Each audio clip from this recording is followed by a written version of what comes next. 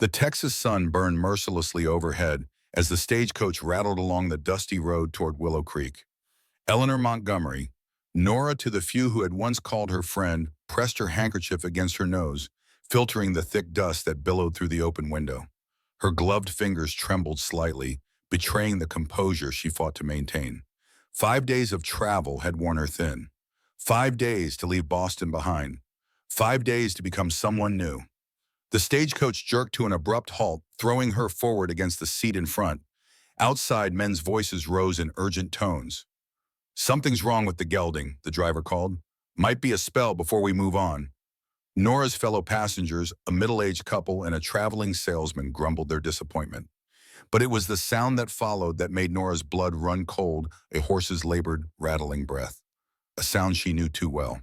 Before she could stop herself, she was stepping down from the coach medical instinct overriding caution. 20 feet ahead, a chestnut gelding had collapsed in its traces. The animal's flanks heaved with effort, nostrils flared and dripping thick yellowish mucus. The driver and another man knelt beside it, faces etched with concern. "He was fine this morning," the second man said, stroking the horse's neck. "Just fine." Nora approached slowly, her trained eye cataloging symptoms. Swollen lymph nodes beneath the jaw, labored breathing. High fever, she could see the heat rising from the animal's body without touching it. The distinctive odor of infection hung in the air. Strangles. The diagnosis formed instantly in her mind. Her fingers instinctively reached for the medical bag tucked safely in her trunk. She could lance the abscess, drain the infection, administer a tincture to reduce the fever. She could save this animal, but then what? Incompetent. Careless. A disgrace to the profession. The newspaper headlines flashed before her eyes. 5 dead horses, a ruined reputation, a life destroyed. Nora stepped back, heart hammering against her ribs. "Ma'am," the driver looked up at her ear. "You know something about horses. This one's in a bad way." Her throat tightened. "I'm sorry," she whispered. "I don't." The lie burned on her tongue as she climbed back into the stagecoach, closing her eyes against the horse's suffering. She kept them closed as the driver eventually returned, as the coach lurched forward, continuing its journey. The dying animal's breaths echoed in her mind long after they'd left it behind. Boston. 5 months earlier. "Another one's gone, Dr. Montgomery." Nora stood in the middle of the Harrington stables, the finest in Massachusetts, surrounded by death. The 5th stallion, a magnificent Arabian worth more than most men would earn in a lifetime, lay still in its stall.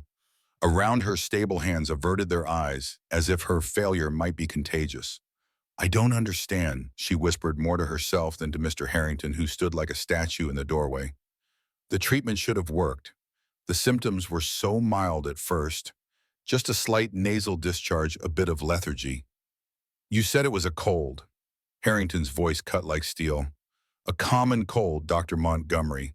Now 5 of my finest breeding stock are dead. I didn't realize it was strangles until it was too late. Yes, I'm aware." He stepped forward, towering over her. "Do you know what they're saying in town? That you were distracted? That a woman has no place in veterinary medicine? That your emotions clouded your judgment?" "That's not true," Nora said, but her voice lacked conviction. The truth was she didn't know anymore. She had followed every protocol, administered every treatment exactly as her training dictated. And still they had died one by one, as if some cruel force was determined to prove her inadequacy. "I've written to the veterinary board," Harrington continued. "They'll be reviewing your license." The world seemed to tilt beneath her feet. "Mr. Harrington, please." "My wife loved those horses, Dr. Montgomery. They were her pride. She's been in tears for days." His voice cracked slightly, the only evidence that beneath his fury lay genuine grief. "Find another profession. One where your mistakes don't destroy livelihoods." He turned and walked away, leaving Nora alone with the dead stallion, the smell of disease thick in her nostrils, and the crushing weight of failure pressing down upon her shoulders. Willow Creek. Next stop, Willow Creek. Nora jerked awake, the nightmare of memory dissolving as the stagecoach slowed. Outside, the landscape had transformed from open plains to the beginnings of a small settlement. A water tower rose in the distance, leaning slightly to one side as if uncertain of its purpose. Beyond it stretched endless Texas sky, impossibly blue and vast. As the coach rolled into town, Nora pressed her handkerchief to her lips, fighting a wave of nausea that had nothing to do with the journey. What was she doing here? What madness had possessed her to answer that advertisement and to correspond with a stranger, to travel halfway across the country to marry a man she had never met? A fresh start, she reminded herself. A chance to be someone else. The stagecoach pulled to a stop before a dusty building with a hand-painted sign, Reed's General Store and Post Office. A small crowd had gathered, a few curious children, women in simple dresses, men pausing in their daily labor to observe the new arrival. And waiting at the center, a tall figure stood apart from the others. "That'd be Nathaniel Reed," the driver said, following her gaze. "Decent sort, keeps to himself mostly, but fair in his dealings." He gave her an appraising look. "You'd be his mail-order bride, I reckon." Nora nodded, unable to form words. The driver smiled kindly. "Don't you worry none. Folks here mind their business. Whatever you're running from, it won't follow you to Willow Creek." If only he knew how wrong he was. Some things followed no matter how far you ran. The coach door opened. Taking a deep breath, Nora stepped down into her new life. Nathaniel Reed was not what she had expected. His letters had been articulate but formal, revealing little of the man behind the words. In person, he was tall and broad-shouldered, with a neatly trimmed beard that couldn't quite hide the strong line of his jaw. But it was his eyes that caught her attention, deep-set and observant, a shade of brown so dark it bordered on black. They seemed to hold knowledge beyond their years, as if they had witnessed things they shouldn't have. He removed his hat as she approached, revealing hair the color of wheat touched by autumn. "Miss Montgomery," he said, his voice deeper than she had imagined it. "Mr. Reed." She extended her hand, grateful for the steadiness in her voice. He took her hand briefly, his touch formal and respectful. "Welcome to Willow Creek. I trust your journey wasn't too difficult." "It was eventful," she replied, the dying horse flashing in her memory. Something flickered in his eyes, curiosity perhaps, or recognition, but it vanished so quickly she might have imagined it. "You must be tired," he said. "I've prepared a room for you above the store. It's modest, but I hope you'll find it comfortable." As he spoke, Nora became aware of the town's scrutiny. Women whispered behind gloved hands. Children stared openly. A group of men by the saloon paused in their conversation to watch. "Don't mind them," Nathaniel said, following her gaze. "We don't get many new faces in Willow Creek. They'll lose interest soon enough." He lifted her trunk from the coach with surprising ease and gestured toward the general store. "Shall we?" Nora nodded, painfully conscious of each step, each pair of eyes following her progress. She felt exposed, as if at any moment someone might point and cry out, "That's her, the doctor who let those horses die." But no one did. They were simply curious about the stranger in their midst, the woman who had come to marry their shopkeeper. The general store was cool and dim after the brightness outside. Shelves lined the walls, stocked with everything from flour and sugar to nails and kerosene lamps. The rich scents of coffee, leather, and tobacco mingled in the air. At the back, a narrow staircase led to the upper floor. "Your room is upstairs," Nathaniel said, leading the way. "The rest of the house is through that door behind the counter. I thought you might appreciate your own space, at least until we're better acquainted." There was no presumption in his tone, no expectation, only a practical acknowledgement of their unusual arrangement. Nora felt a small knot of tension ease in her chin. The room was small but clean, with a narrow bed against one wall, a washstand, and a single window overlooking the main street. Someone had placed a vase of wildflowers on the bedside table, a small unexpected gesture of welcome. Nathaniel set her trunk at the foot of the bed. "I'll leave you to rest," he said. "There's water in the pitcher if you'd like to freshen up. The hotel serves dinner at 6 if you'd care to join me." "I would," Nora replied, surprising herself with her sincerity. "Thank you, Mr. Reed." "Nathaniel," he corrected gently. "If you're to be my wife, you might as well use my given name." "Nathaniel," she repeated. "And I'm Eleanor," he finished for her. "Though your letters were signed Nora. Which do you prefer?" A simple question, yet it caught her off guard. Eleanor Montgomery had been the respected veterinarian, the woman of science and ambition. Nora was the name used by friends, by family, by those who had known her before her fall from grace. "Nora," she decided. I prefer Nora. He nodded, a slight smile lifting the corner of his mouth. Nora it is, then. After he left, Nora sank onto the edge of the bed, suddenly exhausted. The journey, the dying horse, the arrival. It all crashed over her in a wave. She opened her trunk with trembling hands, pushing aside clothing to reach the false bottom. Beneath it lay her medical instruments, stethoscopes, scalpels, forceps, all wrapped in soft cloth. Tools she had promised herself never to use again. Yet she couldn't bring herself to leave them behind. Outside, life in Willow Creek continued, voices calling, horses nickering, the distant clang of the blacksmith's hammer. Horses everywhere, she realized. A frontier town like this would depend on them for everything: transportation, farming, hauling goods. They would be as vital as the people themselves. And where there were horses, there would eventually be disease. Nora closed the trunk with a decisive snap. That was no longer her concern. She was no longer Dr. Eleanor Montgomery. She was just Nora, soon to be Mrs. Reed, a shopkeeper's wife in a town too small to have heard of her disgrace. But as she washed the travel dust from her face, she couldn't shake the feeling that she had stepped into a trap of her own making. Dinner at the Willow Creek Hotel was a simple affair. Roast beef, potatoes, and greens served in a dining room that smelled faintly of pine soap and tobacco. A few other diners glanced their way, but Nathaniel's presence seemed to discourage open curiosity. "You'll meet everyone in time," he said, noting her awareness of the sidelong looks. "Willow Creek isn't large enough for anyone to remain a stranger for long." "How long have you lived here?" Nora asked, grateful for the neutral topic. 7 years. I came after the war, after my time in the Army hospital." He cut his meat with precise movements. "I was looking for somewhere quiet. Willow Creek seemed as good a place as any. And the store, it belonged to an old man who had no family to pass it to.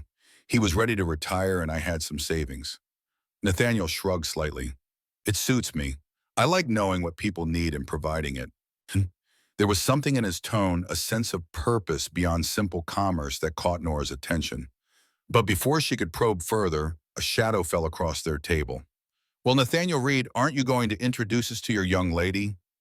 The woman who stood before them was perhaps in her mid-50s, with steel gray hair pulled into a severe bun and sharp eyes that missed nothing. Despite the heat, she wore a high-necked black dress that spoke of perpetual mourning. Nathaniel Rose's expression carefully neutral. "Mrs. Sullivan, may I present Miss Eleanor Montgomery? Nora, this is Mrs. Martha Sullivan." "A pleasure," Nora said, extending her hand. Martha Sullivan's grip was firm to the point of discomfort. "Indeed," she replied, though her tone suggested otherwise. "From Boston, I understand." "Yes," Nora confirmed, wondering how the woman had come by this information. "A long way to travel for marriage. One might wonder what drives a young woman to such desperate measures." Nora felt heat rise in her cheeks. Before she could respond, Nathaniel spoke, his voice deceptively mild. "One might also remember the virtue of hospitality, Mrs. Sullivan, especially considering your own arrival in Willow Creek was not so different." Something flashed in Martha's eyes, an old wound touched. "Perhaps not," she conceded. "Well, Miss Montgomery, I hope you find our little town to your liking. We're simple folk here. Honest work, honest living." Her gaze sharpened. "No place for secrets or city ways." With that parting remark, she nodded stiffly and moved to another table where an elderly man sat, watching the exchange with keen interest. "I apologize," Nathaniel said as they resumed their seats. "Martha can be abrasive. Her husband was the town's veterinarian until his death last year. She hasn't quite recovered." "A veterinarian?" Nora nearly choked on her water. Nathaniel nodded. "Dr. James Sullivan, fine man, excellent with horses. His loss has been felt deeply, especially by the ranchers." He glanced toward Martha and the elderly man. "That's his father, Dr. Elijah Sullivan, with her. 88 years old and sharp as a tack. He was a physician during the war, both wars in fact, treated both men and animals when necessary." Nora's appetite vanished. Of all the towns in all of Texas, she had chosen one mourning the loss of his veterinarian, one where her skills would be not just noticed, but measured against a predecessor. "The old man is watching us," she murmured, feeling his gaze like a physical touch. "Joey Elijah watches everyone," Nathaniel replied. "Some say he can diagnose a person's ailments from across a room. Others say he can read thoughts." A hint of amusement touched his lips. I think he's simply bored and observant. As if on cue, the elderly man raised his water glass in their direction, a gesture somewhere between a toast and an acknowledgement. Nora nodded awkwardly in return. Don't let them unsettle you, Nathaniel said. You've had a long journey. Perhaps we should return to the store. Nora agreed, readily eager to escape the dining room's scrutiny. As they rose to leave, she noticed Martha Sullivan leaning close to her father-in-law, whispering urgently. The old man's eyes never left Nora's face. The days that followed settled into an uneasy rhythm. Nora learned the workings of the general store, helping Nathaniel with inventory and serving customers.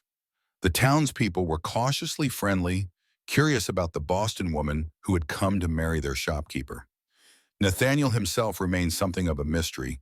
Polite and considerate, he never pressed her for affection or information about her past. Each night he bid her good night at her door and retired to his own room at the back of the house. Their meals were taken together, their conversations pleasant but superficial. Yet there were inconsistencies that nagged at Nora's attention.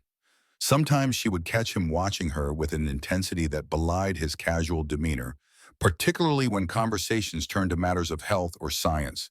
He possessed books that seemed out of place for a small-town shopkeeper, medical texts, scientific journals, studies on disease transmission. And then there was the locked room. She discovered it during her third week in Willow Creek, while Nathaniel was receiving a shipment at the train depot. The door was at the end of the hallway behind the store, a simple wooden door like any other, except for the heavy iron lock that secured it. When she mentioned it casually that evening, Nathaniel's response was uncharacteristically abrupt. Storage, he said, nothing of interest. But that night she heard him moving about after midnight, and a thin line of light appeared beneath that locked door. The next morning his eyes were shadowed with fatigue, yet he offered no explanation. It was not the only peculiarity. Sometimes he disappeared for hours without explanation. Other times she would wake in the night to find him gone, only to return before dawn with the scent of horses and open air clinging to his clothes. Nora told herself it was none of her concern. Their arrangement was practical, not romantic. His privacy was his own, just as hers was hers. Yet she couldn't help but wonder what secrets Nathaniel Reed was keeping and whether they might eventually threaten the fragile sanctuary she had found in Willow Creek. The town's church social provided Nora's first real introduction to Willow Creek society. Held in the church garden under a canopy of oak trees, it was a simple affair of punch cake and conversation, a chance for the community to gather and gossip under the guise of Christian fellowship. Nora stood slightly apart, a cup of watery punch in her hand, watching Nathaniel move easily among his neighbors. For a man who kept to himself, he seemed well regarded, exchanging quiet words with the men, respectful nods with the women. He's different with you here. Nora turned to find Dr. Elijah Sullivan beside her, his aged frame supported by a polished hickory cane. Up close, his resemblance to his daughter-in-law was striking, the same sharp eyes, the same assessing gaze. But where Martha's held suspicion, his held only calm curiosity. I'm sorry, Nora said. Nathaniel, the old man clarified, nodding toward where he stood. He's carried darkness for years, since Rebecca died. But there's a lightness to him now. You've brought that. Rebecca, Nora asked, though she already knew the answer. His wife died 5 years ago. Terrible business. Dr. Elijah's eyes never left her face. He didn't tell you. He mentioned he was a widower in his letters, Nora said carefully. We haven't discussed the details. The sound was neither approval nor censure. Strange basis for marriage, wouldn't you say? Two people who don't share their pasts. Before Nora could respond, he continued, his voice dropping to little more than a whisper. You have interesting eyes, Miss Montgomery. The eyes of someone who has seen too much death. A chill ran through her despite the warm afternoon. I don't know what you mean. Don't you? His smile was gentle but knowing. We all carry our ghosts, my dear. Some are just fresher than others. He tapped his cane once against the ground. Martha tells me you're from Boston. Fine medical schools there. Massachusetts General. Harvard. Nora's fingers tightened around her punch cup. I wouldn't know. No. He seemed genuinely amused now. Well, perhaps not. I've overstepped. Old men's privilege, I'm afraid. We forget our manners as our years advance. With a slight bow, he moved away, leaving Nora frozen in place, her punch forgotten. Had it been a random observation, or did he know? Had Martha Sullivan somehow discovered her past? Across the garden, Nathaniel caught her eye, a question in his expression. She managed a small smile, an assurance that all was well. But inside, the first tremors of panic had begun. Later, as they walked home in the gathering twilight, Nathaniel broke their companionable silence. Dr. Elijah seemed interested in your conversation. Nora kept her eyes on the dusty road. He was curious about Boston. Ah, a pause. And what did you tell him? Very little. There isn't much to tell. Nathaniel stopped walking, forcing Nora to stop as well. In the fading light, his expression was difficult to read. Nora, he said quietly, whatever brought you to Willow Creek, whatever you're leaving behind, it doesn't matter to me. We all have our reasons for the choices we make. The kindness in his voice nearly undid her. For a moment, she was tempted to tell him everything: the horses, the disease, the ruined career and reputation. But the words caught in her throat. Thank you, she managed instead. He nodded once, accepting her reticence, and they continued walking in silence. But something had shifted between them, a tentative understanding perhaps, or the first fragile threads of trust. As they approached the store, a small figure darted from the shadows of the porch, a boy of perhaps 10, thin and ragged, clutching something to his chest. Mr. Reed, he called, his voice breaking with urgency. Please, sir. Nathaniel hurried forward. Billy? What is it, son? The boy. Billy held out his bundle.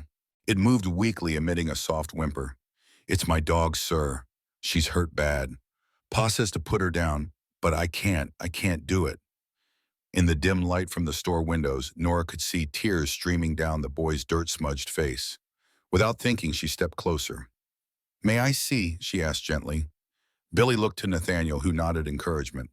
Carefully, the boy unwrapped his bundle, revealing a small dog, little more than a puppy with matted golden fur. A deep gash ran along its flank, crusted with dirt and blood. What happened? Nora asked, professional instinct taking over. Caught in barbed wire, Billy whispered. I tried to clean it, but she won't stop crying. Nora knelt down, her skirts pooling in the dust. With gentle fingers, she examined the wound. The cut was deep but clean. The barbs had sliced rather than torn. The dog was weak from blood loss, in the beginnings of infection, but with proper care. She looked up to find Nathaniel watching her, something unreadable in his expression. I can help her, Nora said, the decision made before she fully realized it. But I'll need hot water, clean cloths, and She stopped, suddenly aware of what she was revealing.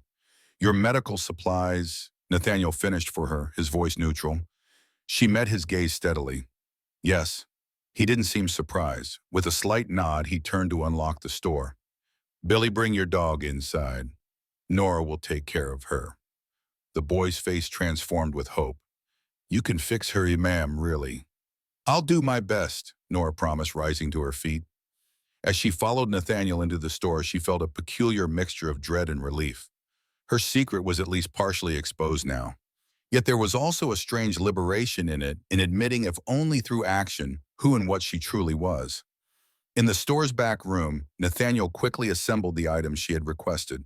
Will you need anything else? He asked. Whiskey, if you have it, Nora replied, rolling up her sleeves. For disinfection. He produced a bottle without comment, and then, to her surprise, pulled a chair close to the table where Billy had placed his dog. I'll assist if you'll allow it. Nora hesitated only briefly before nodding. Hold her still. This will hurt. For the next hour, she worked methodically, cleaning the wound, removing dead tissue, applying sutures with the skill that had once made her one of Boston's most promising veterinarians. Throughout it all, Nathaniel followed her instructions without question, his hands steady and sure. Billy watched the entire procedure in silent awe, his thin face a study in hope and fear. When at last Nora straightened her back, aching from the hunched position the dog was sleeping peacefully, its breathing even and strong. She'll need rest, Nora told the boy, and the bandage will need changing tomorrow. But I think she'll recover. Billy's face crumpled with relief. Thank you, ma'am. Thank you so much. You should take her home now, Nathaniel said, his voice gentle. Keep her warm and quiet. Miss Montgomery can check on her tomorrow. After the boy had left, cradling his dog like the most precious treasure, silence fell between them. Nora busied herself cleaning her instruments, acutely aware of Nathaniel's gaze. You're a veterinarian, he said finally. It wasn't a question. Nora's hands stilled. I was. In Boston. Yes. And now, she looked up, meeting his eyes directly. Now I'm here. Something passed between them, an understanding, a recognition. For a moment she thought he might press further, might ask the questions that hung unspoken in the air. Instead he simply nodded. You did a good thing tonight. It was just a bow, she said, but they both knew it was more than that. It was a door opened, a truth acknowledged. Will you tell the others? She asked, unable to keep the tension from her voice. Nathaniel considered this. It's not my secret to tell, he said finally. But Willow Creek has been without a veterinarian since Dr. Sullivan died. There's a need. I didn't come here to practice, Nora said quickly. I came to start over, to leave that life behind. Why? The question was soft, genuinely curious. Nora turned away, unable to face the compassion in his eyes. Because I failed, she whispered. Because people trusted me and I let them down. She expected more questions, demands for details.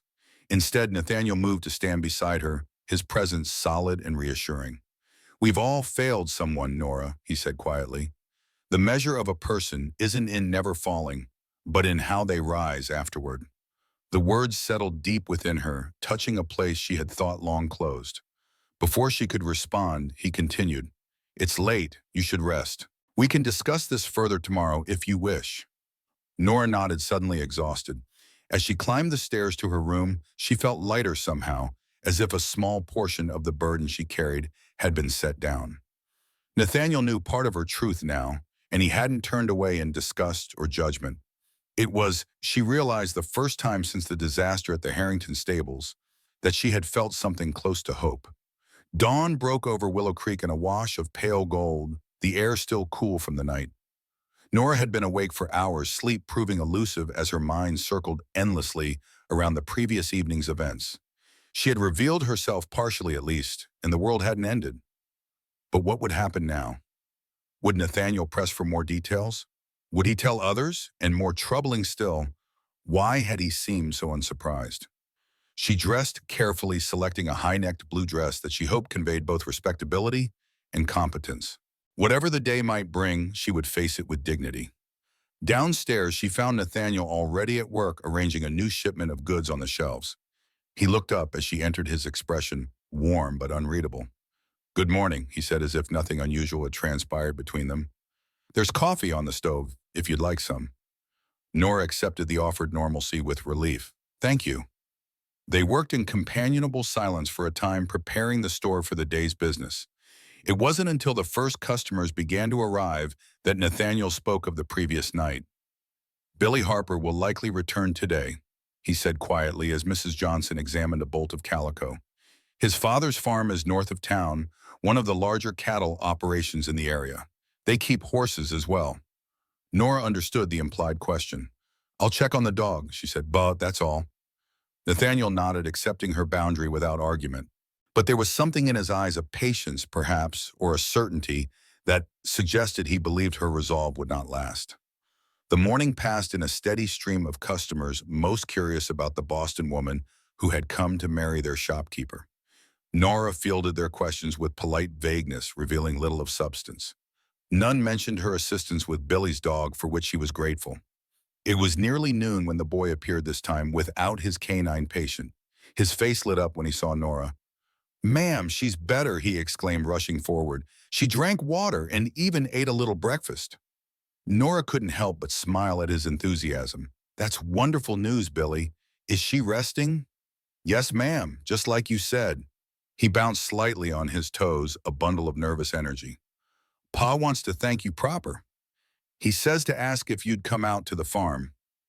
We got a horse that ain't right. Nora's smile faltered. I'm not sure that's...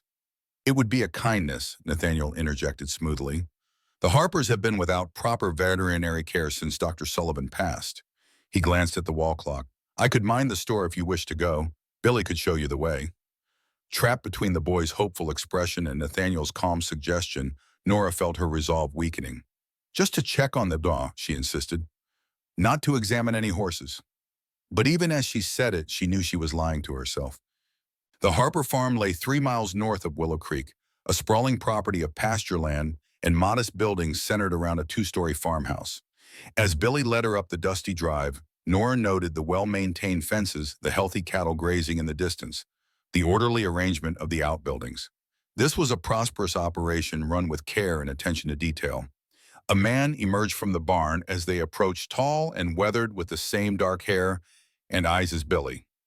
Wallace Harper, she presumed. He watched their approach with a guarded expression. "Pa," Billy called, "this is Miss Montgomery from the store. She fixed Daisy." Wallace Harper removed his hat, revealing a receding hairline and a deep furrow between his brows. "Miss Montgomery," he acknowledged, "my boy says you have a way with animals." "I was happy to help," Nora replied carefully. Harper studied her for a moment, his gaze frank and assessing. "Billy says you're a doctor. For animals." "I have some training," Nora admitted, unwilling to claim a title she had effectively abandoned. Harper replaced his hat. "Well-trained or not, you did right by my boy's dog. And we've got a mare in trouble. I'd take it as a favor if you'd have a look." The request was direct, without flattery or manipulation. Nora found herself nodding before she had fully considered the implications. "I'll examine her," she said, "but I make no promises." Harper led her to a small paddock behind the barn, where a chestnut mare stood listlessly, head hanging low. Even from a distance, Nora could see the swelling beneath the animal's jaw and the thick discharge from its nostrils. Her heart sank. "How long has she been like this?" she asked, approaching the mare slowly. "Started yesterday," Harper replied. "Thought it was just the heat at first, but she wouldn't eat her evening feed. This morning she was like this." Nora ran her hands gently along the mare's neck, feeling the heat of fever beneath the coat. The lymph nodes were grossly enlarged, forming a distinctive abscess beneath the jaw. The animal's breathing was labored, each exhale accompanied by a rattling sound deep in the chest. Strangles, just as she had suspected with the dying horse on the road. The disease that had destroyed her career had followed her to Willow Creek. "Mr. Harper," she said, fighting to keep her voice steady, "this is a highly contagious condition known as strangles. It affects the upper respiratory tract and lymph nodes. If not properly managed, it can spread to every horse on your property." Harper's expression darkened. "Is that what took the Simmons stallion last week?" "Possibly," Nora said, her mind racing. "If there had been another case, the disease was already spreading through the area. Have any of your other horses shown symptoms? Fever, nasal discharge, coughing?" "Not yet," Harper said, "but we've got 15 head, including the work teams." The implications were staggering. If the disease spread unchecked, it could devastate not just the Harper farm, but every horse in Willow Creek. The town's transportation, its agriculture, its very economy depended on healthy horses. "You need to isolate this mare immediately," Nora said, her professional instincts overriding her personal fears. "No contact with other horses. Anyone who handles her should wash thoroughly afterward. Disinfect all equipment, water buckets, brushes, tack everything." Harper nodded, his expression grave. "And the mare herself, can she be saved?" Nora turned back to the suffering animal. "With proper care, drainage of the abscess, supportive therapy for the fever, careful nursing, many horses recovered from strangles. But not all, and the risk of complications was significant." "I'll do what I can," she said, making her decision. "But I'll need supplies and help." "Whatever you need," Harper promised. "Billy can ride back to town with a list." For the next hour, Nora worked steadily, her focus narrowed to the immediate task of easing the mare's suffering. She lanced the abscess, allowing the built-up pus to drain, a procedure that immediately improved the animal's breathing. She prepared a poultice to draw out the remaining infection and instructed Harper on how to administer it. By the time Billy returned with her medical bag and the additional supplies she had requested, the mare was already showing signs of improvement.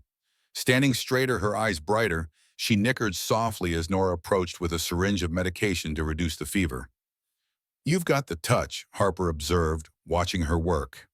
"Like old Dr. Sullivan used to." Nora said nothing, concentrating on the injection. But inside, a war was raging. Part of her, the doctor, the healer, exulted in using her skills again, in making a difference. But another part, the scarred, frightened part, remembered all too well what had happened the last time she had treated horses with strangles. 5 dead stallions, a ruined reputation, a life destroyed. "Miss Montgomery," she looked up to find Harper watching her with concern. You went somewhere else just then, he said. Just thinking about next steps. She lied smoothly. This mare should recover with proper care, but the priority now is preventing spread to your other horses. She outlined a quarantine protocol explaining the need for separate feeding and watering, the importance of disinfection, the signs to watch for in the other animals. Harper listened attentively, asking intelligent questions that revealed his deep knowledge of horses. You know your animals well, she observed as they walked back toward the house. Harper shrugged slightly. Have to. Out here, a man's livelihood depends on his stock. Lose them, lose everything. The words sent a chill through her. That was exactly what had happened to the Harrington stables. They had lost everything because of her failure to recognize strangles early enough. Mr. Harper, she said carefully, if any of your other horses show symptoms, any symptoms at all, send for me immediately. Early intervention is critical with this disease. I will, he promised. And Miss Montgomery, thank you. Whatever brought you to Willow Creek, we're fortunate to have you. The gratitude in his voice was nearly her undoing. He couldn't know that she had once been considered responsible for the deaths of 5 prized horses. That her negligence, her failure to isolate infected animals quickly enough, had allowed the disease to spread unchecked through the Harrington stables.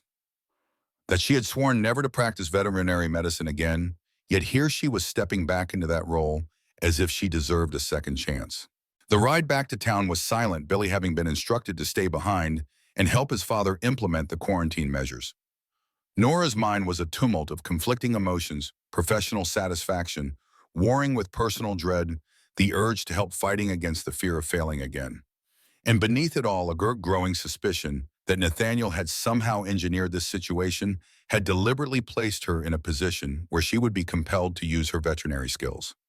The sun was setting as she approached the general store, casting long shadows across the dusty street. Through the front window, she could see Nathaniel serving a late customer. He looked up as she entered, a question in his eyes. The mare has strangles, she said without preamble once the customer had left. It's highly contagious, and there's been at least one other case in the area, the Simmons stallion.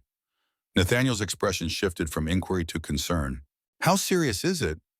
Potentially devastating. Nora replied, her voice tight. If it spreads to the town's workhorses, the freight teams... I understand, he said, moving to lock the front door and turn the open sign to closed. What needs to be done? His calm acceptance, his immediate focus on practical action, rather than blame or panic, caught her off guard. Quarantine, she said. Isolation of infected animals. Disinfection of all equipment. And awareness every horse owner in the area needs to be vigilant for symptoms. Nathaniel nodded, already thinking ahead. I'll speak with Sheriff Hayes tomorrow. He can help spread the word. And Dr. Elijah might have insights. He's seen his share of outbreaks over the years. Nora's stomach tightened at the mention of the elderly doctor. Mr. Reed, Nathaniel, there's something you should know. About strangles, he asked. About Mustang. The words caught in her throat, but she had come too warm now to turn back. About why I left Boston. Nathaniel regarded her steadily. You don't owe me an explanation, Nora. I think I do, she countered, especially if I'm going to help with this outbreak. You should know who you're trusting. He considered this, then gestured toward the back of the store. Let's continue this conversation upstairs. You must be tired, and this may take some time. Nora followed him through the living quarters to the staircase, her resolve wavering with each step. Was she really prepared to tell him everything? To admit her failure, her disgrace, to watch respect turn to suspicion in his eyes. But as they reached the landing, movement from within Nathaniel's study caught her attention. The door stood ajar, spilling lamplight into the hallway, and on the desk, clearly visible, lay an open book. A book with her name on the spine. Nora froze, her gaze fixed on the volume. Equine Respiratory Diseases Diagnosis and Treatment by Dr. Eleanor Montgomery. Her book, her research. Published 2 years before the Harrington disaster, it had been well received in veterinary circles. And Nathaniel had it, was reading it. Nathaniel had continued several steps before realizing she had stopped. Slowly she turned to face him. You knew, she said, her voice barely audible. You knew who I was before I arrived. For a long moment he said nothing. Then with a slight nod, he confirmed her suspicion. Yes, The admission hung between them, reshaping everything she had thought she understood about their arrangement. Why, she demanded, anger beginning to replace shock. Why bring me here under false pretenses? Why pretend ignorance of my background? Nathaniel's expression remained calm, but she could see tension in the set of his shoulders. I didn't bring you here under false pretenses, he said. Everything I wrote in my letters was true. I was seeking a wife. You responded. But you chose me specifically, Nora pressed. Out of all the women who must have answered your advertisement, you chose me because I was a veterinarian. Yes, he admitted, I did. The confirmation staggered her. All this time she had believed she was starting fresh, leaving her past behind. But Nathaniel had known from the beginning, had deliberately sought her out. Why, she asked again, the single word laden with hurt and confusion. Nathaniel sighed, suddenly looking tired. It's a long story, Nora, and not a simple one. He gestured toward the study. Please, come inside, and I'll explain everything. She hesitated, torn between the desire to flee and the need to understand. Finally, curiosity won out. With a stiff nod, she followed him into the study. The room was smaller than she had imagined, as walls lined with bookshelves. A desk occupied one corner, its surface covered with papers, books, and what appeared to be medical journals. A lamp cast a warm glow over it all, creating an island of light in the gathering darkness. Nathaniel closed the door behind them, then moved to the desk, carefully closing her book. I should have told you sooner, he said, but I feared you wouldn't come if you knew the truth. Which is, Nora prompted, standing stiffly just inside the doorway. He met her gaze directly. 5 years ago, my wife died of a respiratory infection. The symptoms were unusual, similar to pneumonia, but different in key ways. She had been helping at the Wilkins farm, where several horses had fallen ill with what we now know was strangles. Nora's medical mind immediately made the connection. You believe she contracted it from the horses. That's extremely rare, but not impossible, Nathaniel finished, especially in certain conditions with certain vulnerabilities. He ran a hand through his hair, a gesture of uncharacteristic agitation.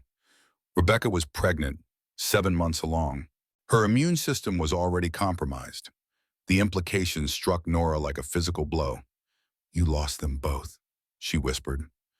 Nathaniel nodded, once his expression tightly controlled. After her death, I began researching, trying to understand what had happened. Most doctors dismissed the connection to the horses, said it was simply bad timing, a coincidence. But I found cases, rare ones, where humans had contracted infections from horses with strangles, usually children or those with weakened immunity. My book, Nora said, understanding dawning. It mentioned such cases. It did, he confirmed. It was one of the few medical texts that acknowledged the possibility. That's how I first learned of your work. He moved away from the desk, pacing the small confines of the study. For 5 years, I've been gathering information, corresponding with medical researchers in Europe, collecting samples when I could, trying to understand the disease that took my wife and child. The locked room, Nora realized, his mysterious absences, the scientific journals that had seemed out of place for a shopkeeper. It all made a terrible kind of sense. Then I saw the newspaper accounts of the Harrington Stables outbreak. Nathaniel continued. Your name was mentioned. I followed the story, your suspension from practice, the public censure. And I wondered if I had been right all along, Nora finished for him, if the disease was more dangerous, more complex than others believed. Yes. He stopped pacing, turning to face her fully. I believe you were made a scapegoat, Dr. Montgomery. I believe you saw something others missed, but by the time you recognized it, it was too late. The use of her professional title, spoken with respect rather than derision, sent a tremor through her. For so long she had carried the weight of those deaths, the burden of her perceived failure. To hear someone suggest an alternative interpretation. The horses still died, she said, her voice hollow. 5 of them. Because I didn't recognize the severity of the infection soon enough, because I didn't isolate them in time. And how many might have died if you hadn't intervened at all, Nathaniel countered. How many might die here in Willow Creek if you turn away now? The question hung in the air between them, unanswerable yet demanding a response. Why didn't you just tell me, Nora asked finally. Why the deception? Nathaniel's expression softened. Would you have come if I had written, Dear Dr. Montgomery, I've been studying your work and believe you were unfairly blamed for the deaths at Harrington Stables. Please come to Texas to help me investigate a rare and potentially deadly disease. Put that way, it did sound absurd, but still, you asked me to marry you, she said quietly, just to consult on a medical matter. A flush of color touched Nathaniel's cheeks. I needed your help, he admitted. And marriage seemed the most expedient way to bring you to Willow Creek, to give you a reason to stay. He held her gaze steadily. But I never intended to force you into a true marriage, Nora. I've given you your own space, your own freedom, and I've grown to respect you as a person, not just as a doctor. The sincerity in his voice was unmistakable. Yet Nora couldn't quite suppress the feeling of having been manipulated, however benevolent the intentions. And now, she asked, now that Strangles has appeared in Willow Creek, just as you feared it might, what do you expect of me? Nathaniel moved closer, close enough that she could see the flecks of gold in his dark eyes. I expect nothing, he said softly. I hope for your help, yes. I believe you have knowledge and skills that could save lives, both animal and human. But the choice is yours, Nora. It has always been yours. She wanted to be angry with him, wanted to feel betrayed by his deception. But looking into his eyes, seeing the pain and determination there, she found her anger dissolving into something more complex, a mixture of understanding, respect, and a strange, unexpected kinship. They were both haunted by the past, both seeking redemption in their own ways. I need time, she said finally. Time to think. Nathaniel nodded, stepping back to give her space. Of course, take all the time you need. But as Nora turned to leave, the study door burst open. Sheriff Hayes stood in the doorway, his normally composed face flushed with urgency. Reed, he said, barely acknowledging Nora's presence. We've got trouble. Martha Sullivan's been taken ill, high fever, struggling to breathe. And she's not the only one. Doc Elijah sent me to fetch you both. Both, Nora echoed, confused. The sheriff's gaze shifted to her heart in assessing. Yes, ma'am. The old doctor seems to think you might know something about what's happening. Says it might be connected to the horse sickness out at Harper's place. Nathaniel and Nora exchanged a glance, a silent communication passing between them. The disease had jumped to humans, just as it had with Rebecca. I'll get my bag, Nora said, decision made. Whatever Nathaniel's deception, whatever her own fears, none of it mattered now. People were falling ill, and she might be the only one who could help them. As she hurried to retrieve her medical instruments, a chilling thought occurred to her. What if this was more than coincidence? What if Martha Sullivan had somehow discovered her identity, had been investigating her background? What if she knew the truth about Eleanor Montgomery and the Harrington Stables disaster? The questions would have to wait. For now, there was only the immediate crisis, a disease spreading through Willow Creek, threatening both animals and humans. And Nora, despite her fears and doubts, was uniquely positioned to help. She only hoped her knowledge would be enough this time, that history would not repeat itself in this small Texas town that had against all odds become her sanctuary. But as she rejoined Nathaniel and Sheriff Hayes, the grim set of their features told her that the battle ahead would not be easily won, and that her past, which she had tried so desperately to outrun, had finally caught up with her. Night had settled over Willow Creek like a shroud, the usually peaceful darkness, now seeming ominous as Nora followed Sheriff Hayes through the quiet streets. Nathaniel walked beside her, his steady presence both reassuring and disquieting. He had known who she was all along, had sought her out because of her expertise. The revelation still stung, yet she found herself grateful for his silent support as they approached the Sullivan home. The modest two-story house sat at the edge of town, its windows glowing with lamplight. Even from the street, Nora could hear labored coughing from within. Dr. Elijah Sullivan opened the door before they could knock, his aged face deeply lined with worry. Thank God you've come, he said, his usual formality abandoned in the face of crisis. She's getting worse. He led them upstairs to a bedroom where Martha Sullivan lay propped against pillows, her face flushed with fever, her breathing ragged and shallow. Each inhale seemed to cost her tremendous effort. Each exhale ended in a wet, rattling cough that shook her entire frame. How long has she been like this? Nora asked, setting her medical bag on the bedside table. The fever began yesterday. Dr. Elijah replied, his clinical detachment at odds with the fear in his eyes. The respiratory distress started this afternoon. It's progressing rapidly, too rapidly for ordinary pneumonia. Nora approached the bed, her professional instincts overriding her complicated feelings toward Martha. Mrs. Sullivan, it's Nora Montgomery. I need to examine you. Is that all right? Martha's eyes fluttered open, glassy with fever. For a moment, confusion clouded her expression. Then recognition dawned, followed by something that might have been resignation. The Boston doctor, she whispered, her voice a painful rasp. I knew there was something. A spasm of coughing cut off her words. When it passed, she lay weakened, her breathing more labored than before. Save your strength, Nora said gently. We can talk later. She proceeded with her examination, acutely aware of Nathaniel and Dr. Elijah watching her every move. Martha's symptoms were alarmingly similar to those of the horses: high fever, swollen lymph nodes, respiratory distress. But there were differences too. The human immune system responded differently to the bacteria, creating a more systemic infection. Has she been in contact with any sick horses? Nora asked, though she already suspected the answer. Dr. Elijah nodded. Martha visits the farms regularly, has done since James died. She feels it's her duty to check on the animals he once treated. The Harper farm. 3 days ago, he confirmed, and the Simmons place before that. Nora exchanged a glance with Nathaniel, a silent confirmation of their shared theory. The disease had indeed jumped from horses to humans, just as it had with Rebecca Reed 5 years earlier. Sheriff Hayes mentioned others have fallen ill, she said, turning back to Dr. Elijah. How many and who? 4 cases so far. 2 children who play near the livery stables. A ranch hand from the Simmons farm. And now Martha. The old doctor's voice caught slightly. The children are stable for now. The ranch hand is nearly as bad as Martha. I need to see them all, Nora said decisively, and we need to establish isolation protocols immediately. Anyone showing symptoms must be kept apart from others. Anyone who's been in contact with sick horses needs to be monitored. Dr. Elijah's sharp eyes studied her with new interest. You've seen this before. It wasn't a question, but Nora answered anyway. Once in Boston, but I didn't recognize it for what it was until too late. She met his gaze steadily. I won't make that mistake again. Something passed between them, a recognition perhaps, or a truce.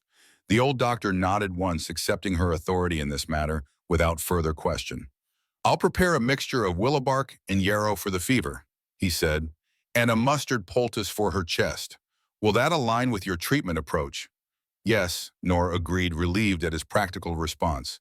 Add eucalyptus to the poultice if you have it, and honey with lemon for the cough.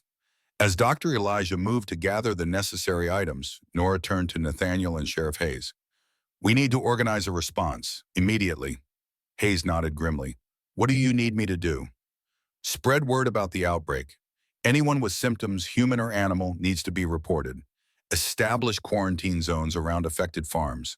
And find me a central location where I can treat the most serious cases together. The old schoolhouse, Nathaniel suggested.